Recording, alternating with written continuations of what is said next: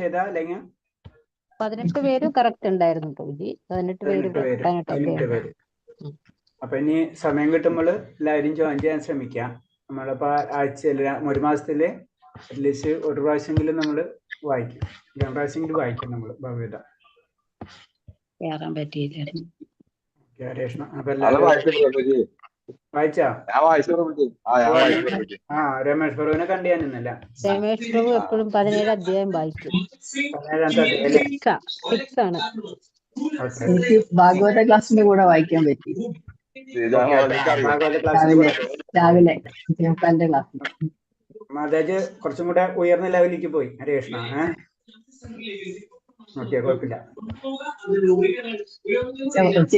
ഇല്ലല്ലോ, എയർപോർട്ട് പോകണ്ടായിരുന്നു, അതുകൊണ്ടാണ് ഇതിൽ വരാൻ കുഴപ്പമില്ല. നമ്മള് മാക്സിമം വായിച്ചു. അപ്പൊ നമുക്ക് അതിനോടൊരു അറ്റാച്ച്മെന്റ്, അതാണ് ഉദ്ദേശിക്കുന്നത്.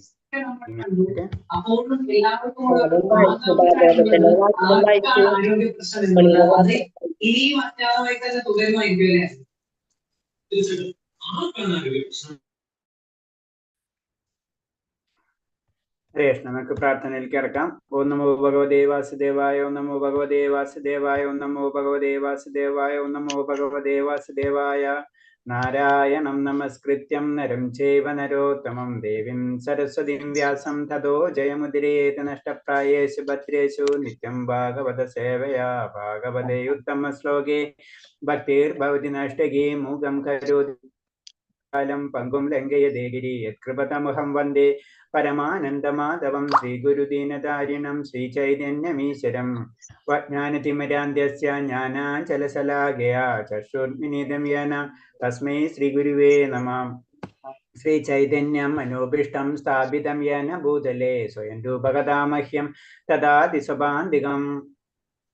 വന്ദേഹം ശ്രീഗുരു ശ്രീയുതപദകമലം ശ്രീഗുരും വൈഷ്ണവാംശ ശ്രീരൂപം സാഗരജാതം സഹന രഘുനാഥാനിതം തം സജീവം സാദേവം സാവധൂതം പരിജനസഹിതം കൃഷ്ണ ചൈതന്യദേവം ശ്രീരാധാകൃഷ്ണപാദാൻ സഹന ലളിതാ ശ്രീവിശാഖാനിം തംസ.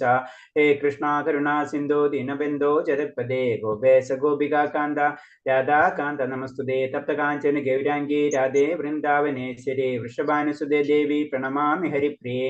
വാഞ്ചകൽപതരൂപേച്ഛ കൃപാ സിന്ധിഭ്യേവ ച പതിനാം ഭാവനേഭ്യോ വൈഷ്ണവേഭ്യോ നമോ നമഃ. നമോ വിഷ്ണുപാദായ കൃഷ്ണപ്രഷ്ടായ ഭൂതലേ ശ്രീമദേ ഭക്തിവേദാന്ത സ്വാമിന്നിധി നാമിനേ. നമസ്തേ സാരസ്വതദേവേ ഗൗരവാണി പ്രചാരിണേ നിർവിശേഷശൂന്യവാദി പാശ്ചാത്യദേശധാരിണേ. ജയ ശ്രീകൃഷ്ണ ചൈതന്യ പ്രഭു നിത്യാനന്ദ ശ്രീ അദ്വൈത ഗദാധര ശ്രീവാസാദി ഗൗരഭക്തവൃന്ദ. ഹരേ കൃഷ്ണ കൃഷ്ണ കൃഷ്ണ ഹരേ ഹരേ, ഹരേ രാമ രാമ രാമ ഹരേ ഹരേ. ഹരേ കൃഷ്ണ കൃഷ്ണ കൃഷ്ണ ഹരേ ഹരേ, ഹരേ രാമ രാമ രാമ ഹരേ ഹരേ. ഹരേ കൃഷ്ണ കൃഷ്ണ കൃഷ്ണ ഹരേ ഹരേ, ഹരേ രാമ രാമ രാമ ഹരേ ഹരേ. ഹരേ കൃഷ്ണ പ്രഭാതി ഗുരുദേവ് ജനത കോടി വൈഷ്ണവ ഭക്തർക്ക് ജയ്. ഹരേ കൃഷ്ണ. ഹരേ കൃഷ്ണ. നമ്മള് 9ാമത്തെ മന്ത്രം അല്ലേ? ഒരു സെക്കൻഡ് കേട്ടോ.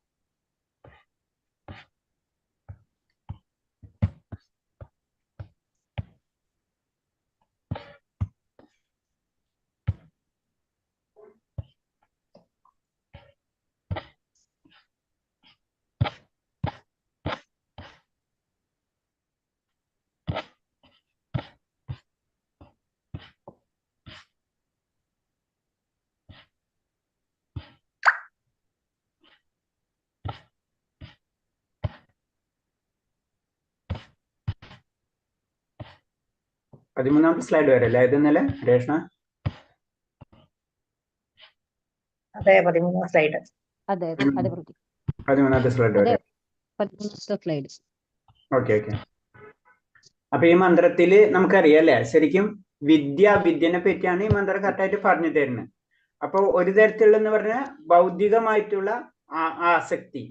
അപ്പൊ അതിന് മാത്രം മുന്നിട്ട് നിന്നാലും പിന്നെ എന്താ ആത്മീയ ബോധം, അതെന്താണ് കുറച്ച് അറിവുണ്ടെങ്കിൽ മാത്രം, അതായത് തെറ്റായ അറിവ്, ഇത് രണ്ടും നമ്മളെ എന്താണ് മോശമായ അവസ്ഥയിലേക്ക് കൊണ്ടുപോകുന്ന പറയുന്നത്. ഇതാണ് ഇതിന്റെ ഏറ്റവും വലിയ ഇമ്പോർട്ടന്റ് ആയിട്ടുള്ള ഒരു പോയിന്റ്. പറഞ്ഞു രണ്ടായാലും നമുക്ക് പ്രശ്നമാണ്. ഒന്ന്, അതായത് ഭൗതിക ആസക്തി മാത്രം വെച്ച് നമ്മൾ ജീവിതം മുന്നോട്ട് കൊണ്ടുപോയാലും, രണ്ടാമത്തെ ആത്മീയ വിദ്യാഭ്യാസം നേടുന്നത് തെറ്റായിട്ട് രീതിയിലാണെങ്കിൽ ഇത് രണ്ടും നമ്മളെ എവിടേക്ക് കൊണ്ടുപോകുന്ന പറയുന്നത്.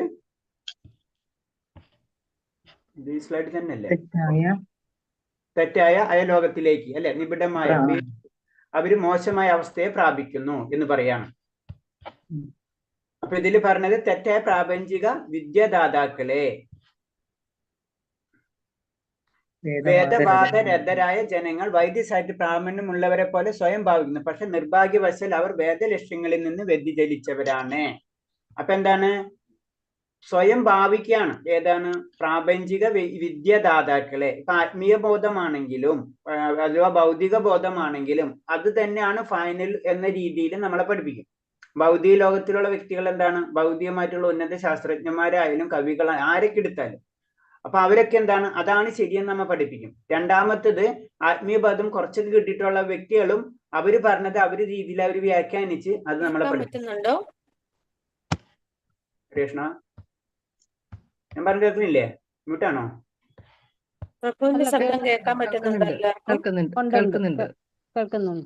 കേൾക്കുന്നുണ്ട് അല്ലേ? ഓക്കെ. അപ്പൊ പറഞ്ഞത് വേദലക്ഷ്യങ്ങളിൽ നിന്ന് വ്യതിചലിച്ചവരാണ് ആര്? ഇവര്. കാരണം എന്താ വെച്ചാൽ വേദത്തിന്റെ ലക്ഷ്യം എന്ന് പറഞ്ഞ അൾട്ടിമേറ്റ് എന്ന് പറഞ്ഞ ഭഗവാന്റെ പാദപത്മങ്ങളിൽ സമർപ്പിതമാവാം. അതാണ് ലക്ഷ്യം, അൾട്ടിമേറ്റ്. അതിൽ നിന്ന് വേർതിരിച്ച് പല രീതിയിലുള്ള വ്യാഖ്യാനങ്ങൾ കൊണ്ടുപോയിക്കാൻ നമ്മളെ വഴി തെറ്റിപ്പോകും. അതാണ് പറഞ്ഞത്. അത് രണ്ടും തെറ്റാണ്. രണ്ടും നമ്മളെ അജ്ഞതയിലേക്ക് തന്നെയാണ് കൊണ്ടുപോകുന്നത്.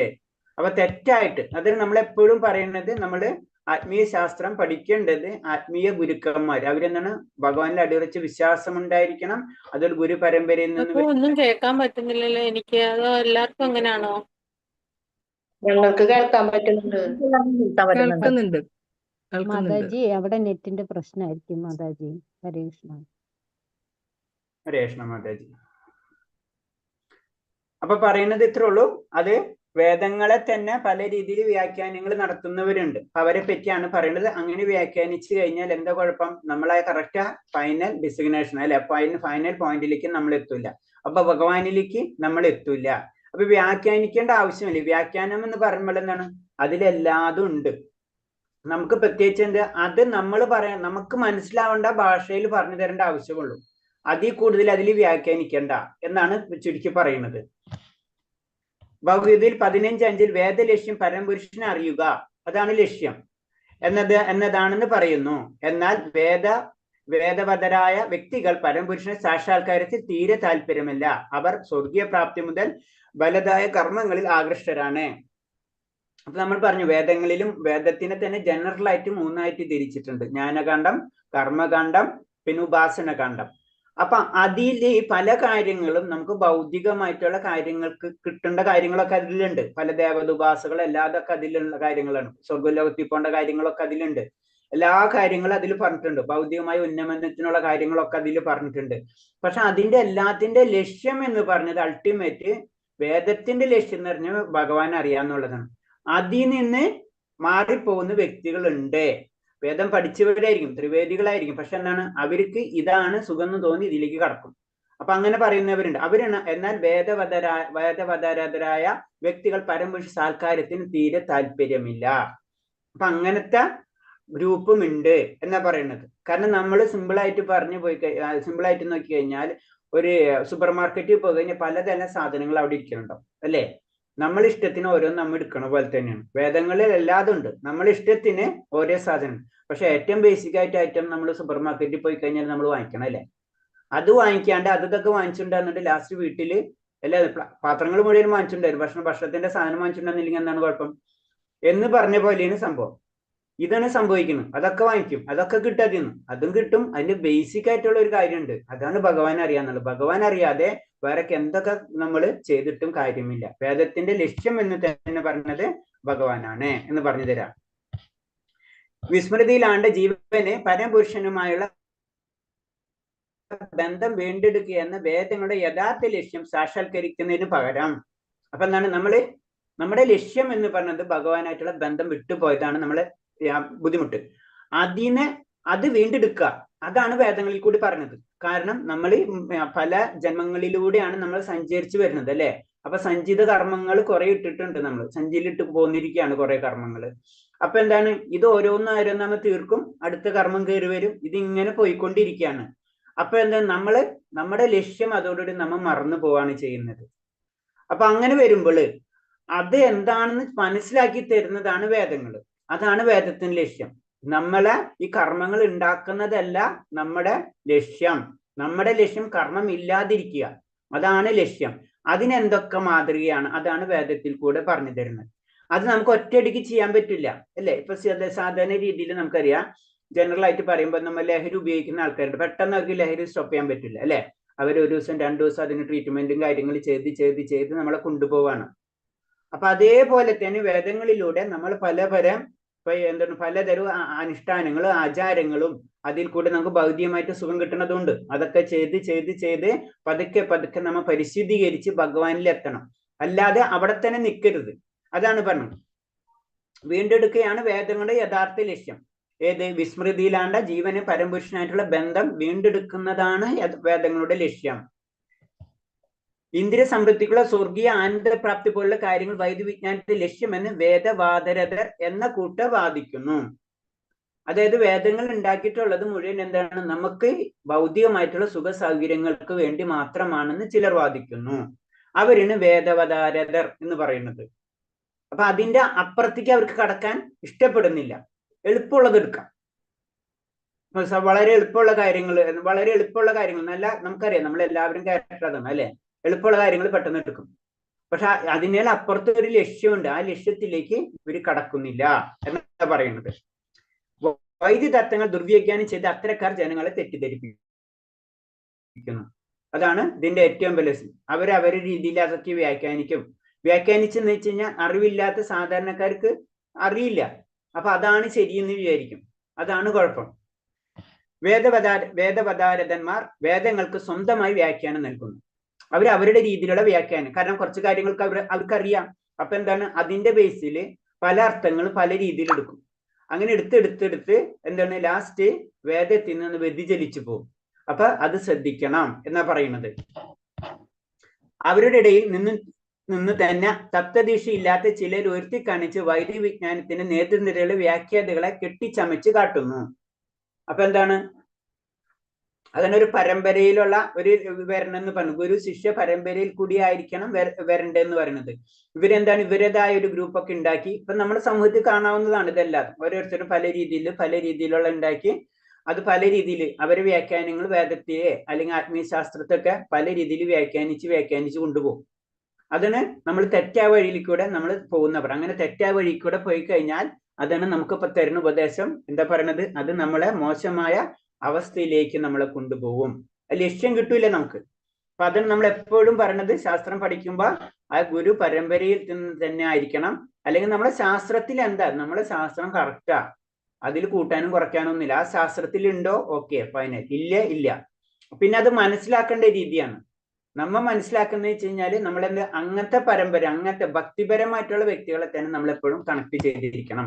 വൈദിക സാഹിത്യം അനന്യ സാധാരണമായ ഗ്രന്ഥങ്ങളുടെ ശേഖരണമാണെന്നും ഗുരു ശിഷ്യ പരമ്പരയിൽ കൂടി അല്ലാതെ അവ മനസ്സിലാക്കാൻ സാധ്യമല്ലെന്ന് അവർക്കറിയാം. അതെന്ന് പറഞ്ഞാൽ നമ്മുടെ സാഹിത്യം അല്ലെ, നമുക്കറിയാം വൈദിക സാഹിത്യം നമുക്കിപ്പോ ജനറൽ ആയിട്ട് അറിയാം അല്ലെ. 4 വേദങ്ങൾ തന്നെ അല്ലെ. വേദങ്ങളിൽ തന്നെ ഉപവേദങ്ങൾ, അതിൻ്റെ ഉള്ള പുരാണങ്ങൾ, അതിൻ്റെ ഇതിഹാസങ്ങൾ, അതിനുള്ള ഉപനിഷത്തുകൾ, ആരണ്യങ്ങൾ, അങ്ങനെ നിരവധി ഇങ്ങനെ കെടുക്കുക. അപ്പൊ ഇതൊക്കെ എന്താണ്, ഇത് സാധാരണ ഏതെങ്കിലും ഒരു ബുക്ക് എടുത്ത് അതിന്റെ എന്തെങ്കിലും കുറച്ച് ചേഞ്ചസ് ഒക്കെ വരുത്തി അതാണ് ഫൈനൽ എന്ന് പറഞ്ഞിട്ട് ഇങ്ങനെ പ്രചരിപ്പിക്കും. ഒരിക്കലും, കാരണം അതിനു വേണ്ടി പഠനത്തിന് വേണ്ടി ആത്മീയ ശാസ്ത്രം അല്ലെങ്കിൽ ഭഗവാനെ മാത്രം പഠിക്കാൻ വേണ്ടി ജീവിതം ഒഴിഞ്ഞു വെച്ചിരിക്കുന്നവരാണ് ഗുരുശിഷ്യ പരമ്പരയിൽ കൂടി വരുന്നത്. അവരിൽ നിന്നാണ് നമ്മൾ അത് പഠിക്കേണ്ടത്. അവർക്ക് വേറെ ഒരു ലക്ഷ്യമില്ല. ഇതിൽ നിന്ന് പൈസ ഉണ്ടാക്കണമെന്നോ അല്ലെങ്കിൽ വേറെ എന്തെങ്കിലും ബിസിനസ് ചെയ്യണമെന്നോ വേറൊന്നും അവർക്ക് ലക്ഷ്യമില്ല. ഭഗവാന്റെ നാമം മറ്റുള്ളവരിലേക്ക് സാധാരണ രീതിയിൽ എന്താ ഗ്രന്ഥത്തിൽ പറഞ്ഞിട്ടുള്ളത് അത് എല്ലാവരിലും എത്തിക്കാന്ന് മാത്രമേ ഉള്ളൂ. അതാണ് ഗുരു പരമ്പരയിലുള്ള വ്യക്തികളുടെ പ്രത്യേകത എന്ന് പറയുന്നത്.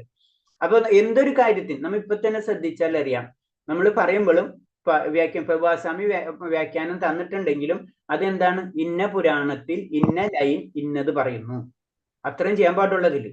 പിന്നെ മനസ്സിലാവാൻ വേണ്ടി, നമുക്ക് മനസ്സിലാവാൻ വേണ്ടി അത് കുറച്ചും കൂടെ സിംപ്ലിഫൈ ചെയ്ത് തരുന്നവർ ഉദാഹരണങ്ങൾ തരും പെട്ടെന്ന് മനസ്സിലാവാൻ.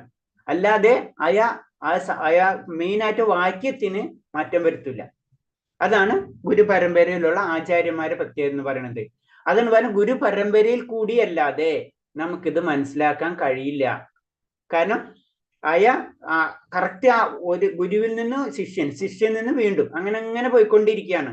അപ്പൊ അതിന്റെ ഇടയ്ക്ക് വേറൊരു വ്യക്തി വന്നു കഴിഞ്ഞാൽ ആ വ്യക്തിക്ക് അത് കിട്ടില്ല. അതാണ് പറയുന്നത്. അപ്പൊ അത്രയും ഇമ്പോർട്ടന്റ് ആണ് ശാസ്ത്ര പഠനം എന്ന് പറഞ്ഞത്.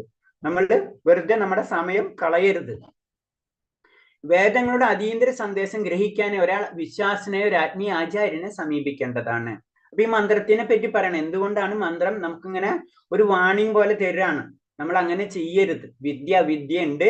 ആ വിദ്യ എന്ന് പറയുന്നത് 2 തരം ഉണ്ട്. ഒന്നെന്ന് ഭൗതികമായിട്ടുള്ള ചിന്താഗതി മാത്രം ചിന്തിച്ച് നടക്കുന്നവർ അവിദ്യയിലാണ്. അടുത്തെന്ന് പറഞ്ഞാൽ തെറ്റായ ആത്മീയ ജ്ഞാനം തേടുന്നവരും അവിദ്യയിൽ തന്നെയാണ്. അപ്പൊ തെറ്റായ ജ്ഞാനം നേടാതിരിക്കാൻ നമ്മൾ എന്തൊക്കെ ചെയ്യണം? അതിനുവേണ്ടി പറയുന്നതാണ് നമ്മൾ എന്താ വെച്ചാൽ ഒരു ആത്മീയ ആചാര്യനാണ്, വിശ്വാസനായ ഒരു ആത്മീയ ആചാര്യൻ. ആളെ നമ്മൾ എല്ലാവിധം ചെക്ക് ചെയ്തതിന് ശേഷമാണ് ഒരു ആത്മീയ ആചാര്യനെ നമ്മൾ തെരഞ്ഞെടുക്കേണ്ടത്. അല്ലാതെ നമ്മൾ വെറുതെ കാവ്യാസ്ത്രം കിട്ട് അങ്ങനെയല്ല അതിന്റെ അർത്ഥം. അല്ലാതെ ശാസ്ത്രങ്ങൾ അത് പരമ്പരയ്ക്കൊന്ന് വരുന്നതാണോ, നമ്മളെ ഗ്രന്ഥങ്ങൾ വെച്ച് തന്നെയാണ് അവർ ഫോളോ ചെയ്യുന്നത്, ഇതൊക്കെ നമ്മൾ നോക്കിയിട്ട് വേണം നമ്മൾ സെലക്ട് ചെയ്യേണ്ടത്, അല്ലെ? നമ്മൾ സാധാരണ രീതിയിൽ നമ്മൾ പഠിക്കുന്ന സമയത്ത് 12th കഴിഞ്ഞാല് നമ്മൾ ഏതെങ്കിലും കോളേജിൽ തന്നെ ചേരൂല, അല്ലെ? നമ്മൾ നോക്കാതെ റെക്കഗ്നൈസ്ഡ് കോളേജ് ആണോ, അവിടുത്തെ എഡ്യൂക്കേഷൻ ക്വാളിറ്റി എങ്ങനെയുണ്ട്, ടീച്ചേഴ്സ് എങ്ങനെയുണ്ട്, അതേപോലെ തന്നെ അതിൽ പാസിംഗ് പെർസെൻറ്റേജ് എത്രയുണ്ട്, നമ്മൾ അത് ക്വാളിഫൈഡ്, ഇതൊക്കെ നോക്കിയിട്ടാണ് നമ്മൾ സെലക്ട് ചെയ്യുക ആ കോളേജ്, അല്ലെ? അതേപോലെ തന്നെ ആയിരിക്കണം ഭക്തിയിലും നമ്മൾ ഒരു പരമ്പരയിലേക്കോ ഒരു ഗുരുവിനെയോ നമ്മൾ സ്വീകരിക്കുമ്പോൾ. കാരണം നമ്മൾ എന്താണ്, നമ്മൾ ഏതെങ്കിലും കോഴ്സ് അത് റെക്കഗ്നൈസ്ഡ് ഇല്ലാത്ത ഒരു കോഴ്സിൽ പോയി പഠിച്ചു കഴിഞ്ഞാൽ എന്താ കാര്യം? പൈസ എത്തുമ്പോൾ കോഴ്സ് ഉണ്ടാവില്ല, നമ്മളുണ്ടാവില്ല, പൈസ ഉണ്ടാവില്ല, നമ്മൾ ഫ്യൂച്ചറും കഥം ഫിനിഷ്, അല്ലെ? അതേപോലെ തന്നെയാണ് നമ്മുടെ ഭക്തി തന്നെ നശിച്ചു പോകുന്ന പറയുന്നത്. അപ്പൊ അത് വളരെയധികം ശ്രദ്ധിക്കണം. ഇനീഷ്യൽ സ്റ്റേജിൽ നമ്മൾ ഭക്തിയിലേക്ക് കടക്കുമ്പോൾ ആ പരമ്പര, ആ ശാസ്ത്ര ഗ്രന്ഥങ്ങൾ ഇതൊക്കെ ഫൈനലാണ്, നമുക്ക് റെഡിമെയ്ഡ് ആണ്, അതിലൊന്നും ചെയ്യാനില്ല. മായ അബൃഹത്ത ജ്ഞാനത്തിൽ പെടുന്ന ജനങ്ങൾ സ്വയം നിർമ്മിത ഈശ്വരന്മാരാണ്. അത്തരക്കാർ തങ്ങളുടെ സ്വയം ഈശ്വരനാണെന്ന് കരുതുകയും മറ്റാരെയും ആരാധിക്കേണ്ടതില്ലെന്ന് ധരിക്കുകയും ചെയ്യുന്നു. അങ്ങനത്തെ വ്യക്തികൾ നമ്മുടെ സമൂഹത്തിലുണ്ട്, അല്ലെ? കാരണം നമ്മൾ ഒരിക്കലും ഭഗവാനാവില്ല, അല്ലെ? സിമ്പിൾ ആയിട്ട് ഭഗവാൻ ശ്രീകൃഷ്ണൻ എന്താണ്, ഒരു ചെറുവിരലില് ഗോവർദ്ധനഗിരി ഉയർത്തി, അല്ലെ? കാളിയന്റെ മുകളിൽ കയറി എന്നിട്ട് നൃത്തം ചെയ്തല്ലേ? ഇത് ഭഗവാൻ ചെയ്യും, അല്ലെ? അപ്പൊ നമ്മൾ കാണുന്ന പറഞ്ഞ ഇങ്ങനത്തെ വ്യക്തികൾക്ക് അങ്ങനെ ചെയ്യാൻ പറ്റില്ല. അപ്പൊ അതിന് ഈശ്വരൻ എന്ന് പറഞ്ഞത് നമ്മളെ സങ്കല്പിക്കുന്നതിന് അതീതമാണ്. അപ്പൊ അവരെ ആരാധിക്കാം, ഞാനാണ് ദൈവം, അത് നമ്മൾ അക്സെപ്റ്റ് ചെയ്യേണ്ട ആവശ്യമില്ല. പിന്നെ അപ്പൊ പിന്നെന്താ പറഞ്ഞത്, അവര് തന്നെ എന്താണ് ഈ വേദത്തെ മറ്റുള്ള കാര്യങ്ങളിൽ എടുത്ത് അവരുടേതായ രീതിയിൽ കൊണ്ടുവരും. അവരെ നമ്മൾ ശ്രദ്ധിക്കണം. അതിന് മായയിൽ അബൃഹത്ത ജ്ഞാന എന്ന് പറയുന്നത്. മായയിൽ തന്നെ അവർ അകപ്പെട്ടിരിക്കുകയാണ്. വിഡ്ഢികൾ ഈശ്വരന്റെ തന്നെ ബഹിരംഗ ശക്തിയാൽ മായയിൽ അവിടുന്ന് കൊടുക്കപ്പെട്ടാൽ സാധ്യതയില്ലെന്ന് ചിന്തിക്കുന്നില്ല. ഈശ്വരന് കൊടുക്കണമെങ്കിൽ മായ അദ്ദേഹത്തെക്കാൾ ശക്തമായിരിക്കണം. ഈശ്വരൻ ഒരിക്കലും മായയിൽ കുടുങ്ങില്ല. കാരണം മായനെ സൃഷ്ടിച്ചത് തന്നെ ഭഗവാനാണ്. അപ്പം ബാക്കി എല്ലാവരും മായയിൽ കുടുങ്ങിയിട്ടുണ്ടാവും. അതാണ് പ്രത്യേകത. അതല്ലാണ്ട് ഞാൻ മായയിൽ കുടുങ്ങില്ല എന്ന് പറയാൻ പറ്റില്ല. എല്ലാ വ്യക്തികളും എന്താണ് മായയിലായിരിക്കും. അപ്പൊ അതിന് കൊടുക്കപ്പെടാൻ സാധ്യതയില്ല എന്ന് ചിന്തിക്കുന്നില്ല. അപ്പൊ ആ പോയിന്റ് പറഞ്ഞതെന്ന് മായയിൽ പെടാത്തത് ഭഗവാൻ മാത്രമേ ഉള്ളൂ, ബാക്കി എല്ലാവരും മായയിൽ പെട്ടിട്ടുള്ളവരാണ്. ഇത്തരക്കാർ ഈശ്വരനെ സർവശക്തനാണെന്ന് പറയും. എന്നാൽ സർവശക്തൻ ഈശ്വരനെ കീഴ്പ്പെടുത്താൻ മായയ്ക്ക് സാധ്യമല്ലെന്ന് അവർ പരിഗണിക്കുന്നില്ല. അപ്പൊ ഇതേപോലെ തന്നെ അവര് പല രീതിയിൽ വ്യാഖ്യാനിക്കുന്നതാണ് അവർ പറഞ്ഞത്. കാരണം എന്താണ്, അത് ശരിയാണ്, ഈശ്വരനെ സർവശക്തനാണെന്നൊക്കെ പറയും. എന്നാൽ എന്താണ്, ഈശ്വരനെ കീഴ്പ്പെടുത്താൻ മായയ്ക്ക് സാധ്യമല്ലെന്ന് അവർ പരിഗണിക്കുന്നില്ല. ഈ മായനെ കീഴ്പ്പെടുത്താൻ എന്താണ് ഭഗവാന് കഴിയും എന്ന് അവർ മനസ്സിലാക്കണില്ല. കാരണം ഭഗവാൻ ആണ് മായയെ സൃഷ്ടിച്ചിട്ടുള്ളതെന്ന് അവർ മനസ്സിലാക്കില്ല. അതാണ് ഈ ആത്മീയ ജ്ഞാനം തെറ്റായി പ്രചരിപ്പിക്കുന്ന വ്യക്തികളുടെ സ്വഭാവം. ഹരേ കൃഷ്ണ. ഇത്രേ ഉള്ളൂ ഇതില്. അപ്പൊ ഇതില് ഈ മന്ത്രത്തില് മെയിൻ ആയിട്ട് 2 പോയിന്റ് ആണ് വരുന്നത്. ഒന്ന്, ഭൗതികമായ ലോകത്തിന്റെ മാത്രം പിറകെ പോകുന്നവര്. 2 എന്നിരുന്ന ആത്മീയ ജ്ഞാനം തെറ്റായി പഠിക്കുന്നവര്. ഇവർക്ക് 2 പേർക്കും ആദ്യത്തെ ഒന്നറിയാത്തവർക്ക് എന്താണ്? തമോ നിമിഡമായ ലോകങ്ങളിൽ പ്രവേശിക്കുന്നു ഫസ്റ്റ്. രണ്ടാമത്തേത് എന്താണ്? മിഥ്യജ്ഞാനത്തിൽ വ്യാപൃതരായവർ കൂടുതൽ മോശമായ അവസ്ഥയിലേക്ക് കടക്കുന്നു. 2 പേർക്കും ബുദ്ധിമുട്ട് തന്നെയാണ് ജീവിതത്തിൽ ഉണ്ടാവുക എന്ന് പറയുന്നത്. അപ്പൊ നമ്മള് പ്രത്യേകിച്ച് നമ്മള് ആത്മീയതയിലേക്ക് കടക്കുമ്പോൾ അതെല്ലാതും നമ്മൾ പഠിക്കണം. നമ്മളിപ്പോ പറഞ്ഞ പോലെ നമ്മൾ കോളേജിൽ അഡ്മിഷൻ എടുക്കണ പോലെ അത് റെക്കഗ്നൈസ്ഡ് ആയിട്ടുള്ള കോളേജാണോ, ഗവൺമെന്റ് അപ്രൂവ്ഡ് ആയിട്ടുള്ള കോളേജാണോ, ടീച്ചേഴ്സ് എങ്ങനെയാണ്, അതിന്റെ ഗ്രേഡിങ് എന്താണ്, എ ഗ്രേഡ് ആണ്, ഡി ഗ്രേഡ് ആണ് കോളേജ്, ഇതൊക്കെ നമ്മൾ നോക്കിയിട്ടാണ് നമ്മൾ കോളേജിൽ അഡ്മിഷൻ എടുക്കുക. എന്നതുപോലെ തന്നെ ആയിരിക്കണം ഭക്തിയിലേക്ക്, ആത്മീയ ജ്ഞാനം നേടാൻ നമ്മൾ ഉദ്ദേശിക്കുമ്പോൾ അതിന്റെ കംപ്ലീറ്റ് ഹിസ്റ്ററി നമ്മൾ പഠിച്ചിരിക്കണം. എവിടെങ്കിലും ആരെങ്കിലും എന്തെങ്കിലും ഒരു കാര്യങ്ങളുണ്ട് അതിന്റെ പിറകെ പോയി കഴിഞ്ഞ് ഇങ്ങനത്തെ പല അബദ്ധങ്ങളിൽ നമ്മൾ ചെന്ന് ചാടും. അതാണ് പറയുന്നത്. ഈ മന്ത്രം നമുക്ക് വാണിംഗ് തരാണ്. ഹരേ കൃഷ്ണ.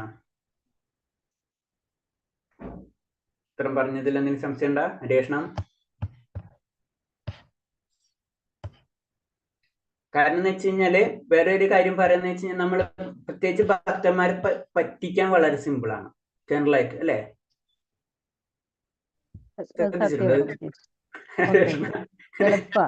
എളുപ്പമാണ്. ഇത് കിട്ടും, ഇത് ചെയ്ത അത് കിട്ടും എന്ന് പറഞ്ഞ് പറ്റിക്കാൻ എളുപ്പം. പെട്ടെന്ന് നമ്മള് എല്ലാരും വിശ്വസിക്കും, അല്ലെ? ഏറ്റവും കൂടുതൽ അത് കാരണം കൊണ്ടാണ് പറയുന്നത് നമ്മൾ ശ്രദ്ധിക്കണം എന്ന് പറഞ്ഞു. വളരെ ശ്രദ്ധിക്കേണ്ട ഒരു കാര്യമാണ്. വീണ് കഴിഞ്ഞ് കുറച്ച് കാലം കഴിഞ്ഞിട്ടായിരിക്കും ചിലപ്പോൾ നമ്മൾ മനസ്സിലാവണം.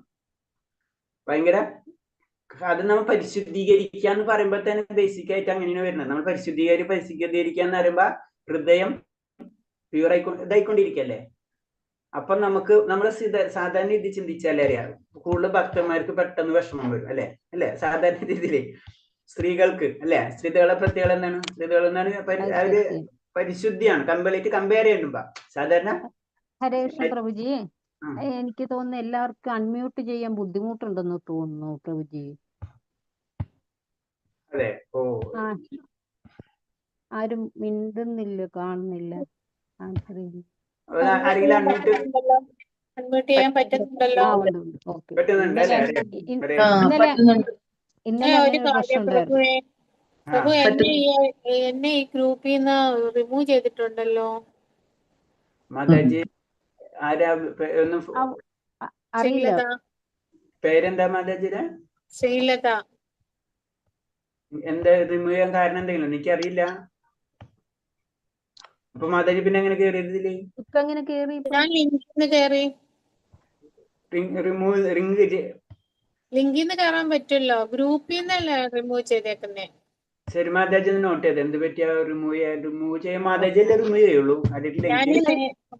പ്രഭു നേരത്തെ ഞാൻ ക്ലാസ്സിൽ ഉണ്ടായിരുന്നാണ്, പക്ഷെ ഞാൻ ഈ ഉപദേശാമൃതത്തിന്റെ ഈശോപദേശത്തിന്റെ ഒന്നും എക്സാം എഴുതിയില്ല. അവിടെ വരെ ഞാൻ ആയപ്പോ എനിക്ക് കണ്ടിന്യൂ ചെയ്യാൻ പറ്റിയില്ല ഫുൾ. അതുകൊണ്ടാണ് ഞാൻ പിന്നെ പ്രഭുവിന്റെ ക്ലാസ്സിൽ കയറിയത്. ശരി മാതാജിയുടെ പേരൊന്ന് നോട്ട് ചെയ്ത് നമുക്ക് നോക്കാം. പേരും മാതാജിയുടെ പേരും ഫോൺ നമ്പറും ഒന്ന്. ശ്രീലത. നമ്പർ ഒന്ന് പറഞ്ഞു. 944778. ബാറ്ററി ലോ ആയി, ഞാൻ ബാറ്ററി ചാർജ് ചെയ്യാൻ ഇടാൻ പോവാ. 9447782159. ഇപ്പോഴയച്ച കുറച്ചു നേരം ആയിട്ടുള്ളൂ. മാതാജിയാണോ? ആണ് മാതാജി. ഞാൻ നേരത്തെയുള്ള ഗ്രൂപ്പിൽ ഉണ്ടായിരുന്നതുകൊണ്ട് മാതാജി. പക്ഷെ ഞാൻ ഈ എക്സാം ഒന്നും എഴുതിയിട്ടില്ല. ഇതിങ്ങനെ കേട്ടിട്ട് ഇപ്പൊ മുതലേ എഴുതാമെന്ന് വിചാരിച്ചിട്ടാണ് കേറിയിട്ടുള്ളൂ. ശരി, അത് ചോദിക്കാം, കുഴപ്പമില്ല കേട്ടോ. ഹരേ കൃഷ്ണ. ഹരേ കൃഷ്ണ. ഹരേ കൃഷ്ണ. അപ്പൊ നമ്മൾ പറഞ്ഞു വന്നെന്ന് വെച്ച് കഴിഞ്ഞാല് നമ്മള് ശ്രദ്ധിക്കണം. 9ാമത്തെ മന്ത്രത്തില് നമുക്ക് തരുന്ന ഒരു വാണിംഗ് ആണ്, അല്ലെ? ഞാൻ പറഞ്ഞപ്പോൾ നമ്മളെ പറ്റിക്കപ്പെടാനുള്ള സാധ്യത കൂടുതലുണ്ടെന്ന് പറഞ്ഞ പ്രഭുസ്വാമി ഭയങ്കര സ്ട്രിക്റ്റ് ആണ്. ഇതേപോലെ തന്നെ നമ്മൾ ഭക്തരല്ലേ എന്നുള്ള രീതിയിൽ, കാരണം സമൂഹത്തിൽ അങ്ങനെ ചിന്താഗതി ഉണ്ട്. പ്രഭുസ്വാമി ഒട്ടും വിട്ടുകൊടുക്കില്ല. ഏതൊരു പോയിന്റ് ആണെങ്കിലും കംപ്ലീറ്റ് ചെക്ക് ചെയ്യും. അതായത് കൺസ്ട്രക്ഷൻ ടൈമില് അമ്പലങ്ങളൊക്കെ പണിയുന്ന സമയത്തും പ്രഭാത് സമര ബുക്കിൽ ക്ലിയർ ആയിട്ടുണ്ട്. കറക്റ്റ് ആയിട്ട് സിമെന്റ് വരുന്ന ഇതാണെങ്കിലും കംപ്ലീറ്റ് വന്ന് എഴുതി നോട്ട് ചെയ്യും. മനസ്സിലായി?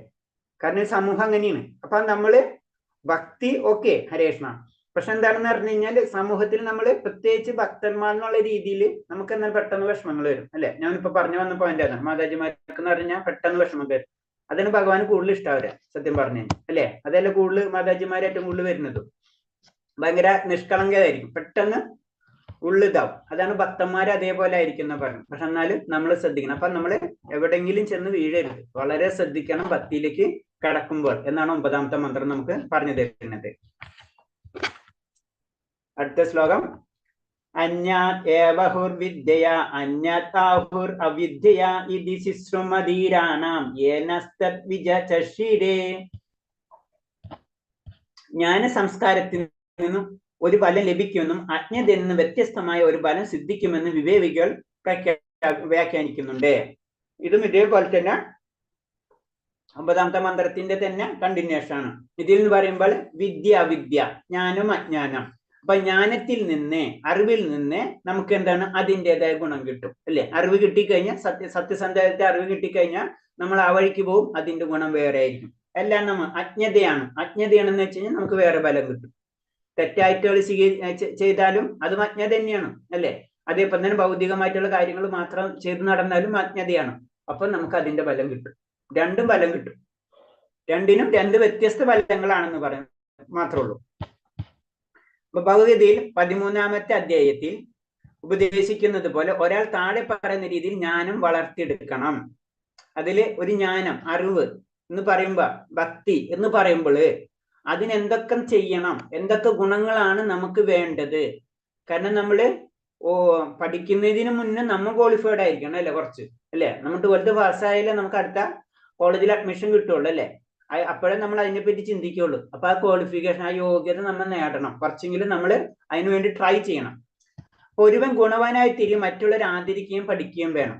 അതാണ് ആദ്യത്തെ ലെവൽ. അതിന് പരിശുദ്ധീകരണം എന്ന് പറയുന്നത്. നമ്മൾ പരിശുദ്ധീകരിക്കുമ്പോഴാണ് നമ്മൾ ആത്മീയ യാത്ര നമ്മളെ സുഗമമാവുള്ളൂ. അപ്പൊ പരിശുദ്ധീകരിക്കാനുള്ള പ്രക്രിയകളാണ് നമ്മൾ ഇങ്ങനെ ചെയ്തുകൊണ്ടിരിക്കേണ്ടതെന്ന് പറയുന്നത്. അതാണ് നമ്മൾ അനുഷ്ഠാനം എന്ന് പറയുന്നത്. അത് തന്നെയാണ് സാധന ഭക്തി എന്ന് പറയുന്നത്. അതാണ് വൈദിക രീതിയിൽ പറയുമ്പോൾ അത് വൈദിക സാധന ഭക്തി എന്ന് പറയും. ഇതൊക്കെ ഇതിന്റെ പാർട്ടാണ്. അങ്ങനെ ആയി വരുമ്പോഴാണ് നമ്മൾ എന്താണ്, നമ്മൾ ഗുണവാനായി തീരും. ദൈവിക ഗുണത്തിലേക്ക് അല്ലെങ്കിൽ സാത്വിക ഗുണത്തിലേക്ക് കടക്കുമ്പോൾ എന്താണ്, നമുക്ക് കുറച്ചും കൂടി ഈസിയാവും അല്ലെ. നമ്മളിപ്പോ കോളേജിൽ അഡ്മിഷൻ എടുക്കുന്ന സമയത്ത് 40% കുട്ടി ഉണ്ടാവും, 90% കുട്ടിയുണ്ട്. 90% കുട്ടിക്ക് എന്താണ് പഠിക്കാൻ കുറച്ചും കൂടി ഈസി ആയിരിക്കും. 40% സ്റ്റുഡൻസിന് പഠിക്കാൻ ടഫ് ആയിരിക്കും. ഇത് തന്നെയാണ് ഇതിലും. നമ്മൾ എത്ര പരിശുദ്ധീകരിക്കണോ അത്ര നമ്മൾ അതിലേക്ക് അടുക്കും, അല്ലെങ്കിൽ നമ്മൾ അതിനനുസരിച്ച് വർക്ക് ചെയ്യേണ്ടി വരും. അപ്പൊ നമ്മള് ഒരേ കാര്യങ്ങളും വളരെ ദൃഢനിശ്ചയത്തോടുകൂടി കാര്യങ്ങൾ ചെയ്താലേ നമ്മൾ മുന്നിലേക്ക് കടക്കുള്ളൂ. നമ്മളെ ഗ്രേഡ് നമ്മൾ തന്നെ നിശ്ചയിക്കണം. ഒരു ഗുണവാനായി തീരുകയും മറ്റുള്ളവരെ ആദരിക്കുകയും പഠിപ്പിക്കുകയും വേണം. ആ നമ്മൾ എന്തൊക്കെ നമ്മളെ യോഗ്യതകളെ പറ്റി പറയുന്നതാണ്. എന്നാലേ നമുക്ക് ജ്ഞാനം കിട്ടുള്ളൂ എന്നാ പറയുന്നത്. അതാണ് പറഞ്ഞത്, നമ്മൾ ക്വാളിഫൈഡ് ആവാത്തോളം കാലം, നമുക്ക് യോഗ്യത ഇല്ലാത്തോടത്തോളം കാലം നമുക്ക് പരിപൂർണമായിട്ട് ജ്ഞാനം ലഭിക്കില്ല. അപ്പൊ അതിനു വേണ്ടി കുറെ കാര്യങ്ങൾ നമ്മൾ തന്നെ ചെയ്യണം. പേരിന് പ്രസക്തിക്ക് വേണ്ടി മാത്രം ഒരു മത അനുയായി സ്വയം അഭിമാനിക്കരുത്. ഞാൻ ഭക്തനാണ് എന്ന് പറഞ്ഞ് നമ്മൾ അഭിമാനിക്കേണ്ട ആവശ്യമില്ല. അതാണ്. പിന്നെ സ്വന്തം പ്രവർത്തികളാലും മനസ്സിന്റെ ചിന്തകളാലും വാക്കുകളാലും ഒരാളെ മറ്റുള്ളവർക്ക് ഉത്കണ്ഠ ഉണ്ടാക്കുന്നതിനുള്ള നിമിത്തമാവരുത്. നമ്മുടെ എന്ത് പ്രവൃത്തി, വാക്കുകൊണ്ടും മനസ്സുകൊണ്ടും ചിന്തയിലും മറ്റുള്ളവർക്ക് ബുദ്ധിമുട്ടുണ്ടാവേണ്ട രീതിയിൽ നമ്മൾ പ്രവർത്തിക്കരുത്. നമ്മൾ അതിനൊരു നിമിത്തമാവരുത്. അതായത് ഒരു ഭക്തന്റെ യോഗ്യത നമ്മളത് മനസ്സുകൊണ്ട് തന്നെ, നമ്മൾ അങ്ങനത്തെ ചിന്തകൾ വരുമ്പോ അത് മാറ്റിവെക്കാൻ ശ്രമിക്കുക. അങ്ങനത്തെ പ്രവർത്തികൾ വരുമ്പോ നമ്മൾ മാറ്റിവെക്കാൻ ശ്രമിക്കുക. ഇപ്പൊ ഞാനൊരു ജസ്റ്റ് അതിന്റെ ഒരു എക്സാമ്പിൾ ചോദിക്കും. ഇപ്പൊ നമ്മളൊരു സ്ഥലത്ത് ചെന്നു, അവിടെ ചെന്നപ്പോ നമ്മളെ നേരിട്ട് മുഖത്ത് നോക്കി വഴക്ക് പറയാൻ നിൽക്കാം. നമ്മളെ ആക്ഷൻ എന്തായിരിക്കും? ഓരോരുത്തർ പറയാം. ഒരു കാരണം ഉണ്ടാ, എന്തെങ്കിലും കാരണം അയാൾക്ക് ദേഷ്യം വന്നിട്ടാണ് നമ്മൾ പിടിച്ച് വഴക്ക് പറഞ്ഞു നിൽക്കാം. ഒരാൾക്ക് സങ്കടം വരും. ഹരികൃഷ്ണൻ എന്തിനാ അങ്ങനെ ഇങ്ങനെ പറയണെന്ന് ചോദിക്കും. രണ്ടാമത്തത് ഓക്കെ, ഹരികൃഷ്ണൻ ചോദിക്കും. നമ്മൾ മൂന്നാമത്തത് വേറെ ആരെങ്കിലും? നമുക്കും ദേഷ്യം വരും. നമുക്ക് ദേഷ്യം വരും. ഓക്കെ. ആ പിന്നെ പേടിയും വിഷമം വരും. ഓക്കെ. ബാബു പ്രഭു, ഹരേഷ്ണ. ഗുരുജി ശക്തമായിട്ട് പ്രതികരിക്കും, സമർത്ഥിക്കാൻ നോക്കും. അല്ല എന്തിനാ പറയണം? ഇല്ല, അതിനും പറഞ്ഞു. ഓരോരുത്തരും ഓരോ രീതി. ഞാൻ പറഞ്ഞു വരുന്ന പോയിന്റ് അതാണ്. മനസ്സിലായി? ഓരോരുത്തരും ഒരു രീതിയായിരിക്കും പറഞ്ഞു. അപ്പൊ പ്രഭു പറഞ്ഞു പ്രതികരിക്കും. ആ പിന്നെ അടുത്തത് വേറെ ആരെങ്കിലും? നമ്മളവിടെ ഇറങ്ങിപ്പോരും. ഹരേഷ്ണ. മനസ്സിലായ? ഒരാള് പ്രതികരിക്കാണ്, ഒരാൾ ഇറങ്ങിപ്പോരാണ്. രണ്ട് ആക്ഷൻ ആണ് അല്ലേ? പിന്നെ വേറെ ആരെങ്കിലും? ജനറൽ ആയിട്ട് നമ്മൾ ഇത്രയൊക്കെ ഇനി നമ്മൾ ചെയ്യല്ലേ? അപ്പൊ അതാണ് പറഞ്ഞത്, നമ്മൾ ആ പരിശുദ്ധീകരണത്തിന്റെ ഘട്ടത്തിനനുസരിച്ച് നമ്മളെ പ്രവർത്തികൾക്ക് വ്യത്യാസം ഉണ്ടാവും. അതാണ് പറഞ്ഞത്, നമ്മൾ പരിശുദ്ധീകരിക്കാൻ ശ്രമിക്കുമ്പോൾ നമുക്ക് അങ്ങനത്തെ അവസ്ഥകൾ നമുക്ക് കിട്ടും. അപ്പൊ നമ്മളെ ആക്ഷൻസ് അതിനനുസരിച്ച് മാറിക്കൊണ്ടിരിക്കും. അതാണ് ശ്രദ്ധിക്കേണ്ടത്. അങ്ങനെ ആക്ഷൻസ് മാറിക്കഴിഞ്ഞാലേ മാത്രമേ നമുക്ക് ഭക്തിയിലേക്ക് കടക്കാൻ കഴിയുള്ളൂ പരിപൂർണമായിട്ട്. അപ്പൊ പലർക്കും പല അനുഭവങ്ങളായിരിക്കും. ഭക്തിയിലും അതുപോലെ തന്നെ ആയിരിക്കും. പലർക്കും പല രീതിയിലായിരിക്കും ഭഗവാനെ സാക്ഷാത്കരിക്കാൻ പറ്റുക.